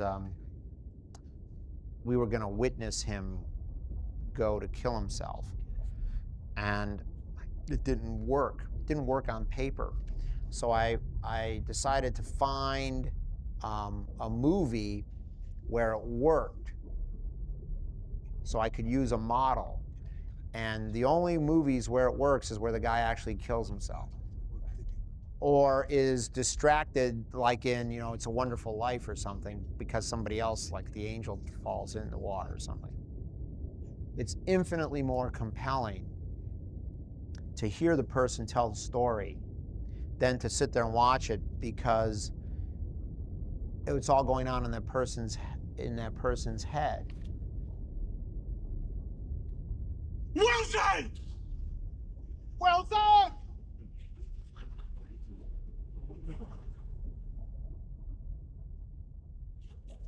Wilson! Wilson! Wilson! When Tom is running around looking for Wilson, he's just come out of the cave that he was in, and he's kicking up the water all over the place. Well, we put just regular glints sort of dancing over the surface of it because they weren't there, to give you the sense that the highlights are being, they're from the moon. But when he kicks the water up, we came up with CG system, I guess it was a particle system, animated little glints of water to dance along with it, just to give it a slight sense of that moonlight sort of sparkling on everything. And it really it's subtle, but it really makes it pay off. You really buy it.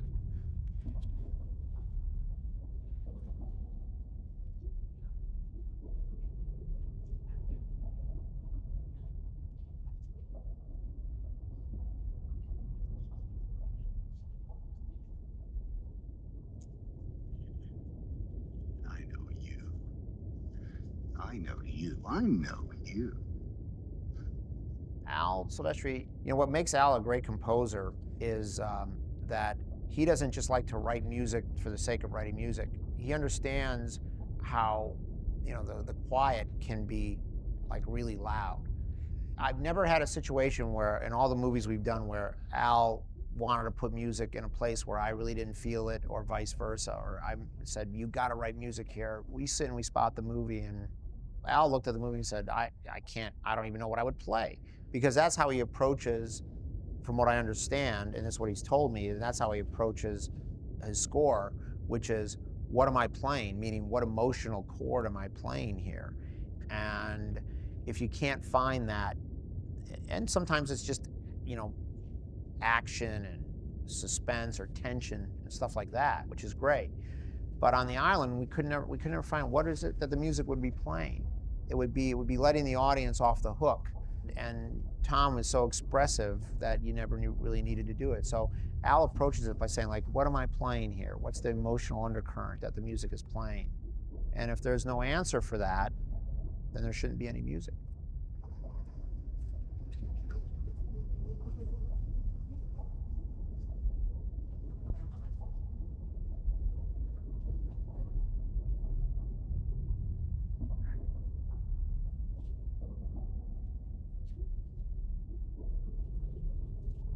It's a big story point that we need to hear this wind change fairly abruptly at a certain point, and that signals him that, okay, now is the time to launch the raft.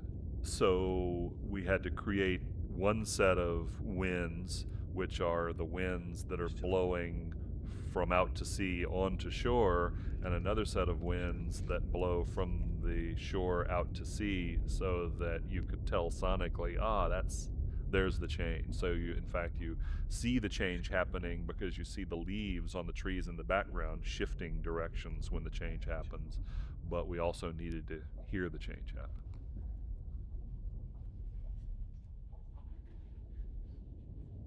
That's the totem on top of the fake summit piece. CG water. This was something that Carrie shot in Fiji. Yeah, these are basically just photographic stills that we tile together, and then we added movement within the computer to give it some life. There's the shot when Tom Hanks, before he launches his raft, you see the trees blowing behind him, and there's a dramatic change in the wind direction. That was all done with visual effects because of obvious problems with ridders on this island, and also the fact that these palm trees really didn't sway or didn't show the strength of the wind that Bob wanted to convey. We had to digitally create that. So we shot blue screen trees and digitally placed them behind Tom.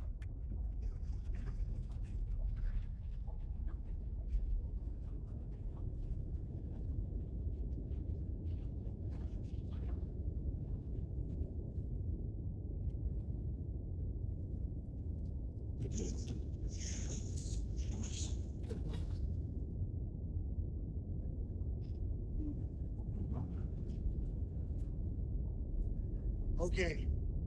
We have Foley, which did the sound of Chuck maneuvering the oars moving through the water. We have him yelling things, which was ADR. We have the sound of the raft creaking. We have impacts of the waves onto the raft, and the raft kind of thunderously hitting the water after each wave has hit it. The impacts are made from a combination of explosions, dynamite explosions, mortar explosions, all kinds of explosions that have nothing to do with waves, and the sound of people jumping into the water, doing a kind of cannonball and making that kind of sound. You know, I grew up surfing in Southern California, and fortunately, Tom Hanks had spent some time surfing too, so he was comfortable in the surf. So we were able to actually take him right into the breaking waves.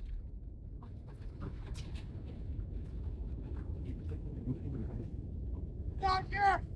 There's a real wave that we took from a plate in Fiji, but all the water splashes, everything in the foreground are splashes I shot in the City of Commerce here in some warehouse, matted so we could composite that in so it looked like the real things. The porta potty's all computer graphic, as so are the lines and everything blowing off of it. It comes up and we animated it to catch the wind a certain way with a real power and a real hit that tells you exactly what you need to know. There's a couple of real shots of the raft going over a real wave, and then you see the raft impact the ocean again with the porta potty. It kind of gets knocked around. There's water flying everywhere. That again is a fake raft, fake porta potty, fake water effects everywhere to get the impact, and it looks very naturalistic. But there would be no way to shoot that for real out there. Just impossible.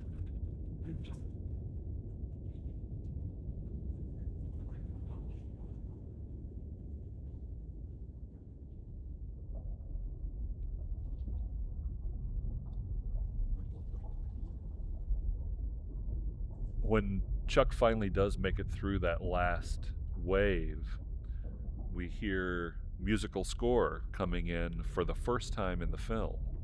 We had heard music before in the film, but it's what's called source music. That is, it's things that people are listening to on the radio, or it's pieces of pop music.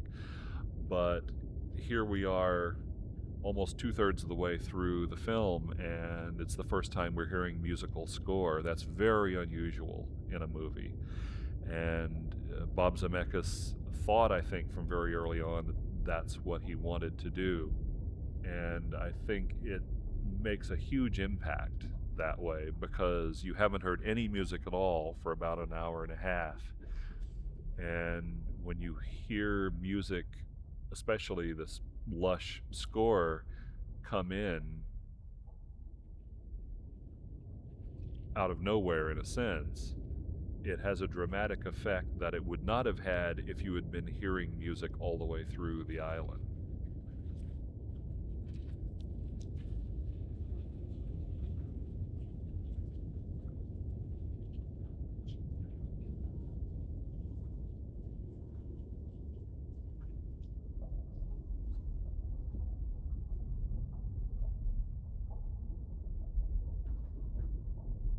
Point of the whale looking at Chuck was that, no one ever looked at him in 4 years. And, we all know that whales are, mammals that are, the closest to, humans in terms of their intellect and their emotions. So it just seemed, appropriate, or I guess maybe in my subconscious it was biblical. It felt right, that would be like a cool thing to have happen. When the tail goes up, there's real water effects sort of breaking the surface, but there's a lot of computer graphic water effects, especially for the water sort of coming off the back end of the tail in this nice sort of waterfall effect and hitting the surface of the ocean. So essentially we take the whole scene and give it the day for night look that we've created, and then on top of that, build the computer graphic model of the whale, add all the barnacles, the scarring, all the paintwork that has to make it look real, give it enough of a skeleton that we can animate it in a cool way, and put it into the plates with a lot of mats to make you believe it's actually submerged in the water. Then again, we have our glints working in there. We have CG water effects sort of sheeting off the whale, catching the light a certain way. There's only like, 4 animated shots of the whale. I started out in this business as a documentary cameraman, and so I had the opportunity of traveling around the world and doing adventure documentaries. So hanging off the rope off the side of a mountain in a rainstorm was something that you had to experience by doing that sort of work. The film Castaway took on a lot of those same kinds of challenges, and I handpicked the crew for people that look forward to shooting in that sort of environment. I personally would much rather be in Fiji in a rainstorm on high seas, nailed down to the side of the ship, than I would be on stage 30. It's just my nature, and so my crew that went along on this adventure all felt the same way. It's just a different type of filmmaking, and I find it really exciting and really challenging. The crew that comes along, they have to have that kind of attitude, because the work is so difficult and it's so challenging that if you don't enjoy that type of work, it's just too tough a job. I had 2 water cameramen, one that specialized going underwater, Mike Thomas, who did all of the photography where you're basically below the surface looking up, and Tom underwater, and actually the Wilson sequence where it's right on the surface. So he's in the water with a camera, and the camera's on basically a small raft, and he has fins on, and he's operating the camera, and he's right there with the character. Another cameraman that joined us was a wave specialist. Yeah, actually, Don King was one of the cinematographers who such an amazing guy to watch in the water. He's basically, I brought him in from Hawaii, who shoots all of the giant surfing competitions around the world, and he's the best as far as being in huge waves. So the big wave that you see Chuck Noland crossing is at Tavarua, one of the great surfing spots in the world. It's called Cloud Break, and it's the signature break. That cameraman actually was right in the middle of that surf, and is so talented at being able to actually get into that right position, get the shot, and get out before getting killed by the wave crashing on top of him. He's sensational. almost all of the sound when Chuck is swimming after Wilson had to be fabricated in post-production because the production sound, you heard too much of the boats in the background, etc., wasn't really usable for that reason. We had the Foley recordings in which people were pretending to be swimming in the water. We had recordings in the library from people actually swimming around. We had Tom Hanks' ADR, where he was very conscientious about trying to vocalize with a mouth half full of water and simulate what it would have sounded like when he was actually there. And towards the end of the scene, when he realizes he's probably not going to be able to get to Wilson and he sort of gives up and decides to go back to the raft, we cheated all of the sounds even further down, made them even quieter than they were before, so that the entrance of the music would be clear. It's just a solo instrument entering as the score begins, and if we had had loud sounds of him thrashing around in the waves and the wind, etc., it would have obscured that piece of music. We wouldn't have been able to hear it. It would not have had the same impact. And so it's just an example of how we're constantly playing with the sounds, controlling the sounds, and deciding from moment to moment what should be loud and what shouldn't be loud. Wilson! Wilson! I'm sorry! I'm sorry, Wilson! Wilson, I'm sorry! I'm sorry! Wilson! I can't! The things that were dropped from the second half were things like there was a scene, I believe, with flying fish. There was a scene with St. Elmo's fire, I think, on the raft that I always thought would be cool to do, but we never got to it. I think that one of the great successes of our work in the film is how invisible it is and how an audience is doing what it should do, which is being taken along on the story about this person. They're totally wrapped up in what's happening. Everything that we're doing surrounding this to help tell the story isn't stopping the movie or taking them out of it. They don't notice anything odd or bizarre going on from the visual effects. It's all part of really Chuck Noland's emotional state. That's part of what we design into the work and what we're trying to achieve. And it's just how not there, I think it gives it sort of its magic. I mean, the effects are everywhere in the film, and they're just going by left and right, and no one notices it because they're so wrapped up in the movie, and because they are invisible. I mean, it's a very difficult thing to achieve.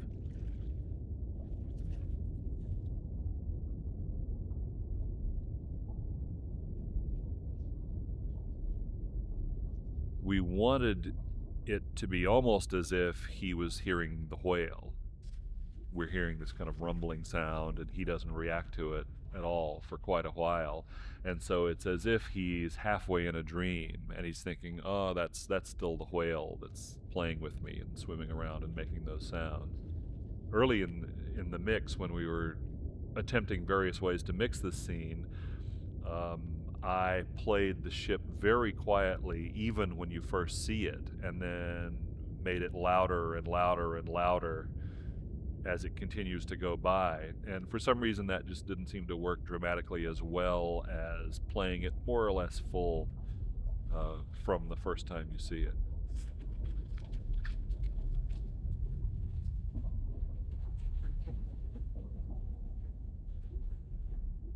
Castaway could not have been shot on a blue screen set because of the absolute reality that it needed to be. Even though we manipulated that reality tremendously, there's something that does happen when you do force Tom Hanks to be kind of in the real place that all this horrible stuff is happening and sort of enduring a lot of that in the performance.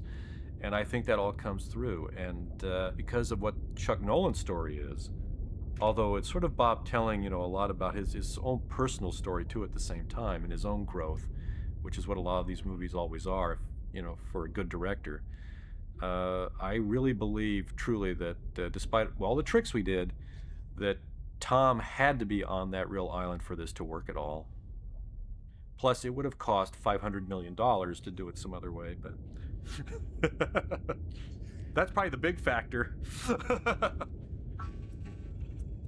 Normally you would shoot, perhaps 12 shots to tell a sequence, whereas Bob has the ability to make the one shot do what 12 could possibly do.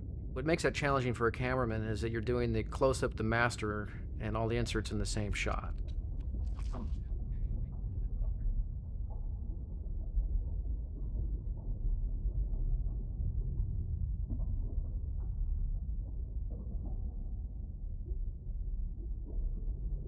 I guess if there was something that, both Tom and I regret, that we didn't just truly try to do maybe one little scene or something, but we had it written where, he's on this freighter and nobody speaks English, and then he goes to some Navy hospital in Honolulu and gets debriefed, and the first thing they do is put him in isolation.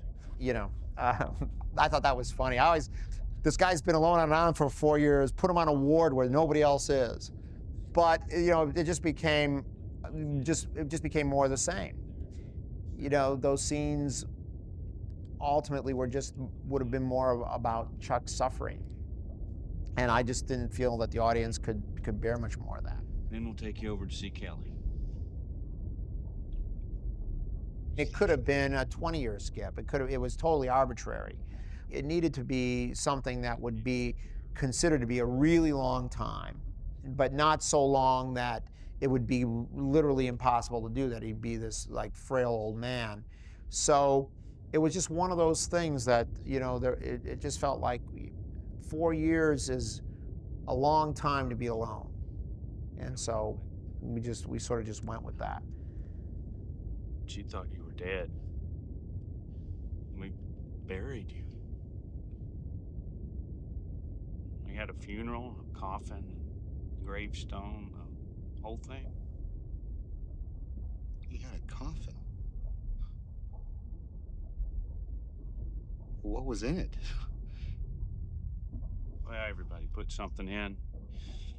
Just self. This scene is very much a dialogue scene, and you typically decide when you're doing the sound for a scene in a movie what the principal driving factor is going to be. And sometimes what's driving the scene can shift from dialogue to music to sound effects in terms of the sound within a scene. But this scene is very much a dialogue scene, and so we wanted the dialogue to predominate, and we didn't want the sound of the airplane to grab your attention, and we didn't want you to be thinking about the airplane particularly. And so the sound is more or less monotone for the whole scene. 4 years ago, the FedEx family lost. The sequence in the hangar in Memphis was very complicated and actually took a good day of rehearsing prior to shooting of the scene. What makes the scene so complex is the backdrop of the crowd of people, the video monitors that are telling a story in the foreground, so you have a complete master of what's going on and a close-up going on at the exact same time. So the timing is very critical. You have to lay down your visuals prior to, and you have to back time in your performance during the shot to correspond with the images on the video monitors. And also you have you have this huge backdrop. You have a MD-11 aircraft that's placed in the background and another Challenger jet on one side. You have 1,000 extras that are all moving at a certain time. And then you end up walking into a very intimate and personal close-up of the Chuck Noland character. So it's once again, it's trying to do a master, a medium close-up, and the insert all in the same shot.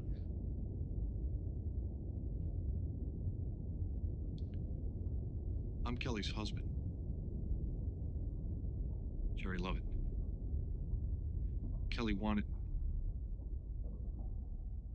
to be here. Oh, look, this is very hard. We actually put a lot of thought in to the sound design of that scene, believe it or not, even though you wouldn't think of it as a sound design scene. If you listen to the sound, you'll notice that the sound of the crowd in the background, which is initially very loud when he first walks into that FedEx lounge area, goes away. By the time they start talking, and certainly once you get really into their conversation, you hear that crowd almost not at all.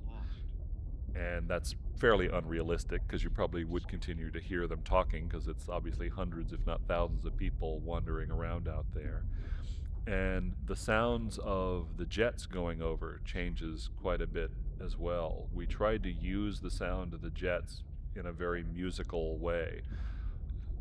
When Kelly's husband is breaking the news to Tom that he is, in fact, her husband, there's a particular sound of a jet taking off and kind of disappearing into the distance that has this kind of low, mournful roar to it. And we put that jet in that exact place very much on purpose because it's essentially scoring that scene. It's reflecting what the Chuck character is feeling.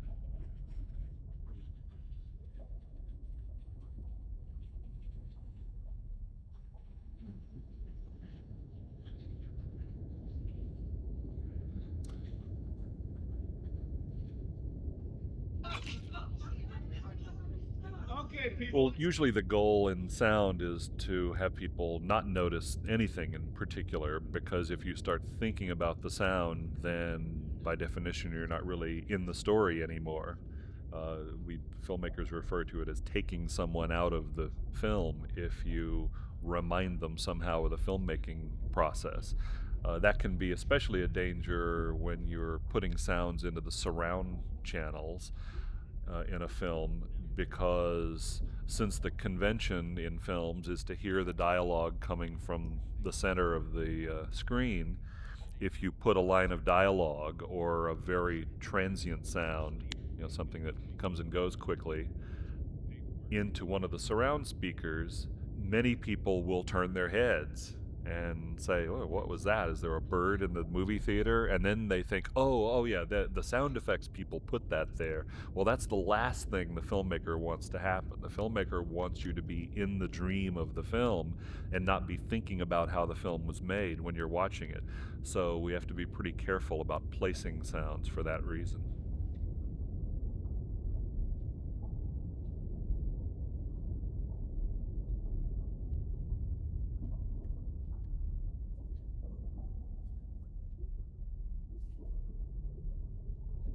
Yeah, this scene after Chuck's reception party, we wanted to play with the sounds of civilization in kind of a sad or mournful way. You hear a distant siren in the streets of Memphis. You hear the sound of the Chuck character turning on this fire lighting device, and he turns it on, by the way, in the same rhythm that he turns the flashlight on and off on the island when he's looking at Kelly's picture, and now in the hotel room when he's doing the same thing.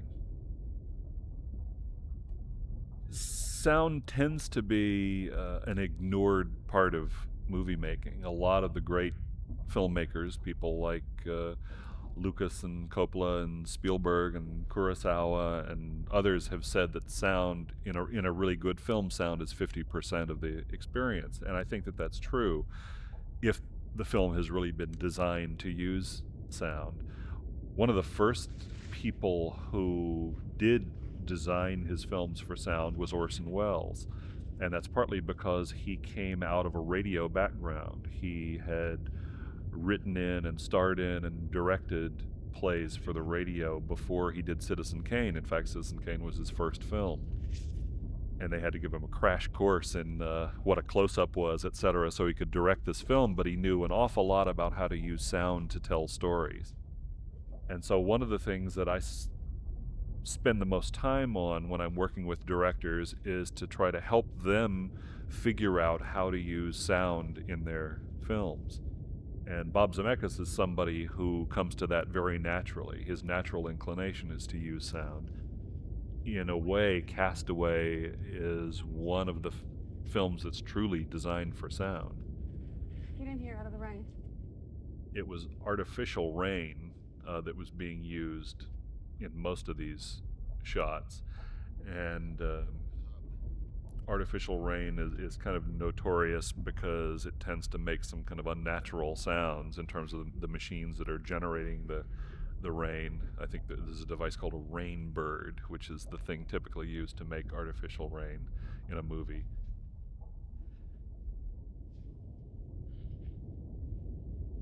You make it true too.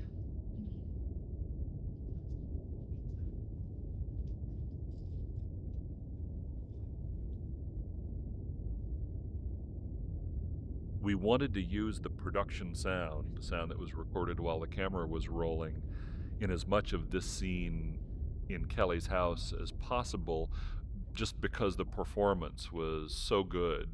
And dramatically, it's a tough scene for the actors to do anyway. So we were stuck with a certain amount of that production noise of the artificial rain falling, and so the mix of this scene was a delicate balance of trying to minimize that artificial rain sound, use actual rain sounds that we had recorded and other rain sounds from our library, that is the sound of the rain falling on a roof and running down gutters, etc. And so it's a pretty delicate weaving of the two things, of the production sound that has a little bit of the unfortunate rain sound on it and our effects rain. So let me get one thing straight here.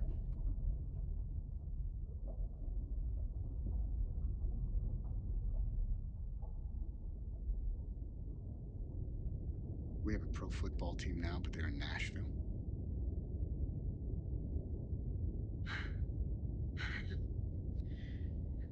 Yeah. Oh my God. Okay. They used to be in Houston. First they were the Oilers. Now they're the Titans. Houston Oilers are the Tennessee Titans. Yeah. That's not all. In addition to the rain, we don't hear very much except the sound of the refrigerator. We hear it a little bit louder when the refrigerator doors open. I got whole milk, 2% and non-fat. You'll cut in the sound of things kind of rattling inside the refrigerator when the door is open, and then obviously the sound of the refrigerator door closing. All of that is faked sound, if you will. It's not production sound. What happened to you becoming a professor? You're not Dr. Kelly Frears Lovett? In the testing of the movie and previews, the young teen girls didn't understand how, she could, not like end up with this guy who spent his whole life, pining after her on this island, It was kind of interesting to see that they were very much into the Cinderella idea because, older women, women over 21, they got that. So it's I just kind of have to grow into that, Sorry, it doesn't work. That took a lot of work to figure out those beats, and what they ultimately should be. We went through a lot of rewrites to hone it down to that, and ultimately, I think we made the right decisions there.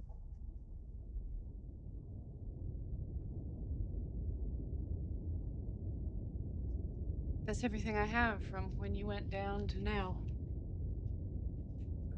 The mix for this film, including what's called pre-mixing, which means putting sounds into certain categories, and also the final mix, in which you're literally mixing together the sound effects and the music and the dialogue, the way it's going to sound in the movie theater, was about 6 weeks.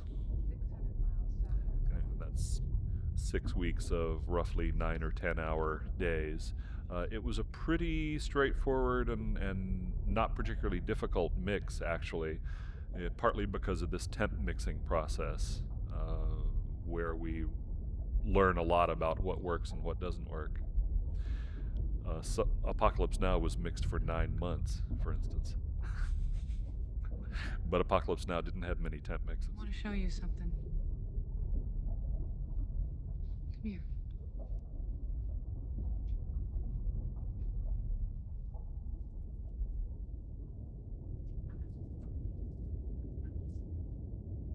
This is our car. You kept our car. The scene inside the garage is a combination of ADR and production sound. And there was a lot of rain, obviously, in that scene. And so what you hear is a combination of post-production rain that we added to the scene and rain that was recorded while the actors were talking. Let's trip down to the Gulf. So, can I drive it? It's your car.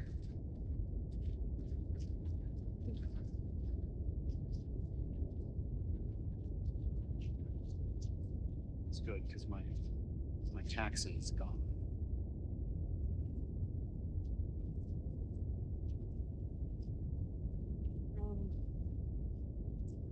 Let me get some stuff out of the back.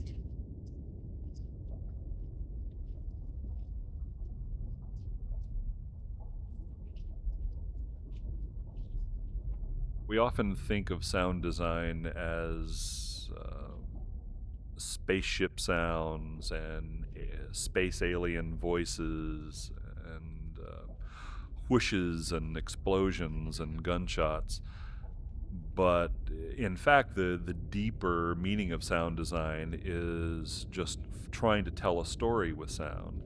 And so the sound design in a movie like Castaway is really no less sound design than the sound design that you hear in an Indiana Jones film or The Matrix or what have you.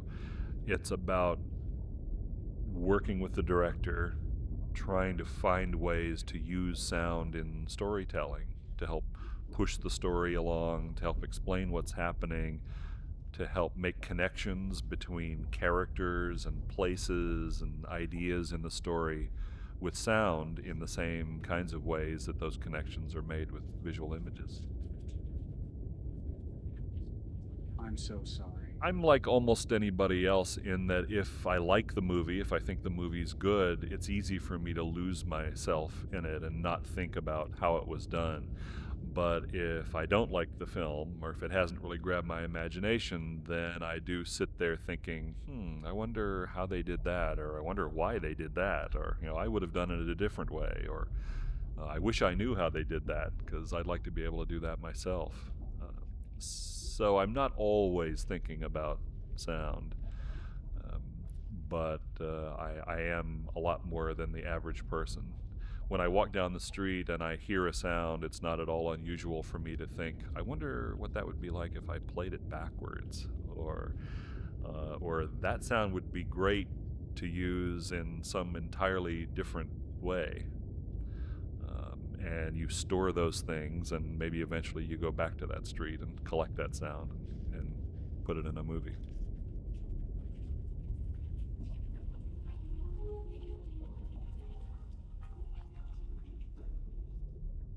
The rain in Memphis was, we were really trying to create this this feeling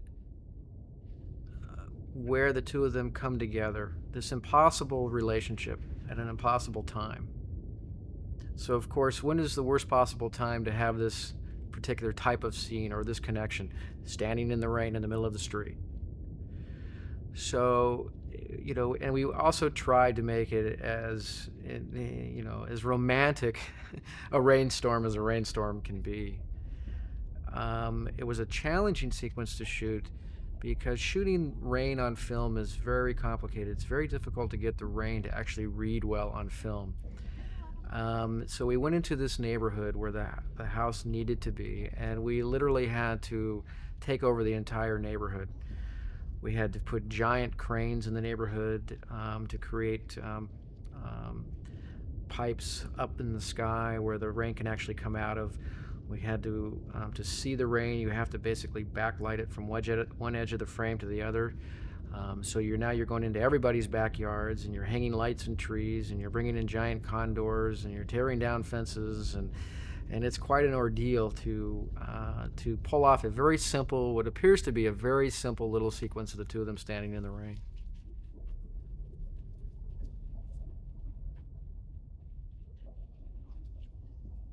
It's kind of, you're always working that fine edge, I think, in the photography. And in this movie, I was going for as a realistic feel as I possibly could to all the scenes. There's no overly lit dramatic sequences that I would think that would take the audience out of what the film was trying to say. So yes, there's a tremendous amount of lighting in that scene so that you can see the rain, but yet it doesn't feel like a scene that's lit by more than a few street lights or maybe some lights from the house itself. It's a very low-key scene. Certainly them standing there in the rain, having this romantic moment, you couldn't have, it had to play late at night. So there was, all the elements were battling against you as far as motivating sources of light.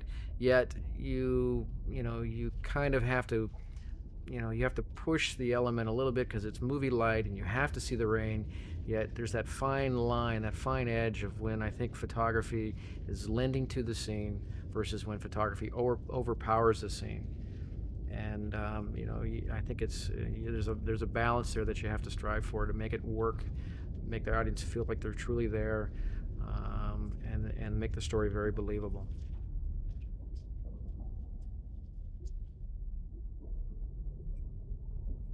We both had done the math. Kelly added it all up. Knew she had to let me go. I added it up. Knew that I had. Well, I find Tom Hanks such a professional when it comes to a concept shot where the whole scene plays in one shot, where the actor literally has to be perfect. He has to be perfect with his dialogue. He has to be perfect with his movement, and really work with the camera as far as the choreography of how a scene is shot. The sequence at the end by the fire where he's having a cocktail and he's telling his buddy his story is a sequence where the camera reveals the character in a very close, intimate way, and then kind of pulls back to show us where we are, and then comes around full cycle as he's kind of expressing his soul and pushes back in to him at the end, where we really discover what it's all about, and it's all told in one shot. And I think it's a very creative way to tell a story, and I think it's I think an audience actually connects with the character in a much stronger way when you're able to use the camera to tell the story. Nothing. From a lighting standpoint, it's quite tricky. You end up having to literally move lights with the camera during the shot. So it becomes a ballet of 17 people tromping around in the background behind the camera to actually make a very simple shot in the foreground actually work. I had to stay alive. Somehow. Those types of shots are what Bob Zemeckis does so well, is designing a shot that in a very simple way gives the audience a tremendous amount of information. And we know exactly what he wants us to think at that point. There's no guessing. We know exactly in the frame where we're supposed to be looking, and we know we're getting just the amount of information he wants us to receive at that point to tell the story. And then one day that logic was proven all wrong because the tide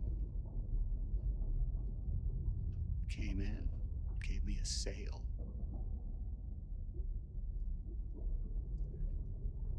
And now here I am. I'm back. In Memphis, talking to you. I have ice in my glass.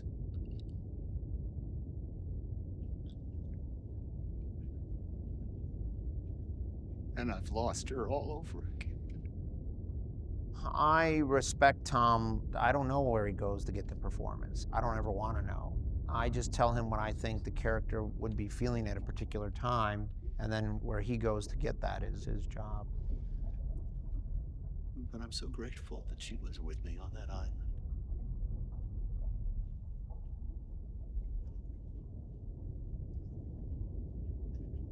And I know what I have to do now. Gotta keep breathing. Because tomorrow the sun will rise. Who knows what the tide could bring?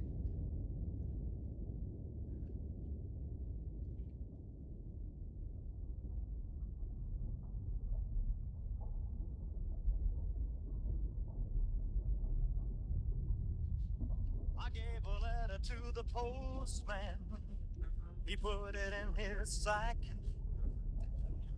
Bright and early next morning, he brought my letter back. It just seemed that was, you know, the ultimate perfect ending of the movie.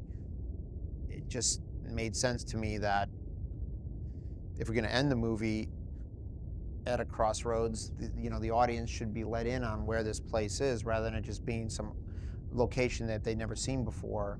It just, you know, you just feel, to me, it just feels like it's comfortable when you're watching a movie, and movies are designed that way. I just personally like it when movies, you know, have design and they have resonance.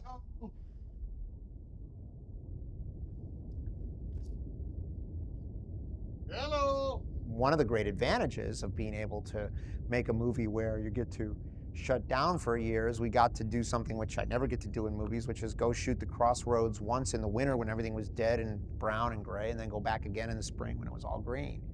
So I got, you know, so it's one of those, you know, one of those pluses that you never get it, you know, because you always have to, you know, shoot movies in one block of time.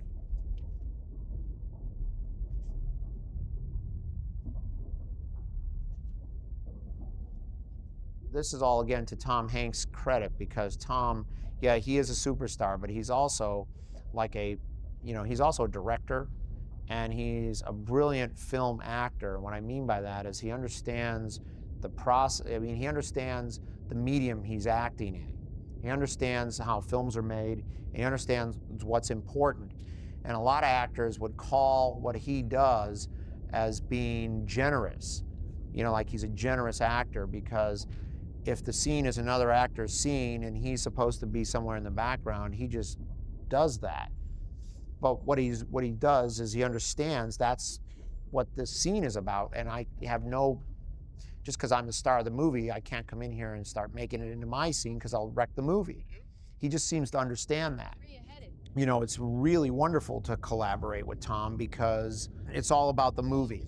I'd go and I'd say, you know, Tom, I'd come into his, well, we didn't have any, I'd go into his little hut and I'd say, you know, there's these 4 lines here you're supposed to say to Wilson, and you know, I don't think they work. And he said, well, let's not say them, cut them out.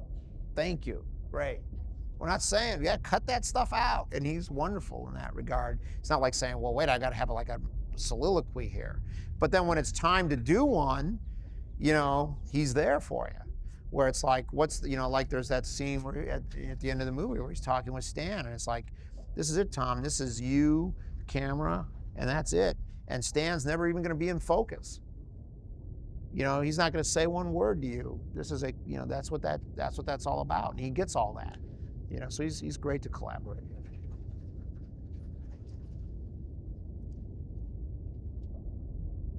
A thread that seems to run through my work is stories that are about compelling characters. Even though people consider me to be some kind of a, you know, comedy special effects guy or something, but even in those movies, that, you know, there's always these characters who've got these, you know, these problems and sort of have a classic character arc. I chalk it up now to it being part of the magic of the movies, because I don't really know specifically. In retrospect, you could say, oh, well, you know, I was at that point in my life, and that's why I was attracted to this kind of story, or I was really restless back then, and I needed to do something that was all manic and crazy. But when it's happening, I don't know.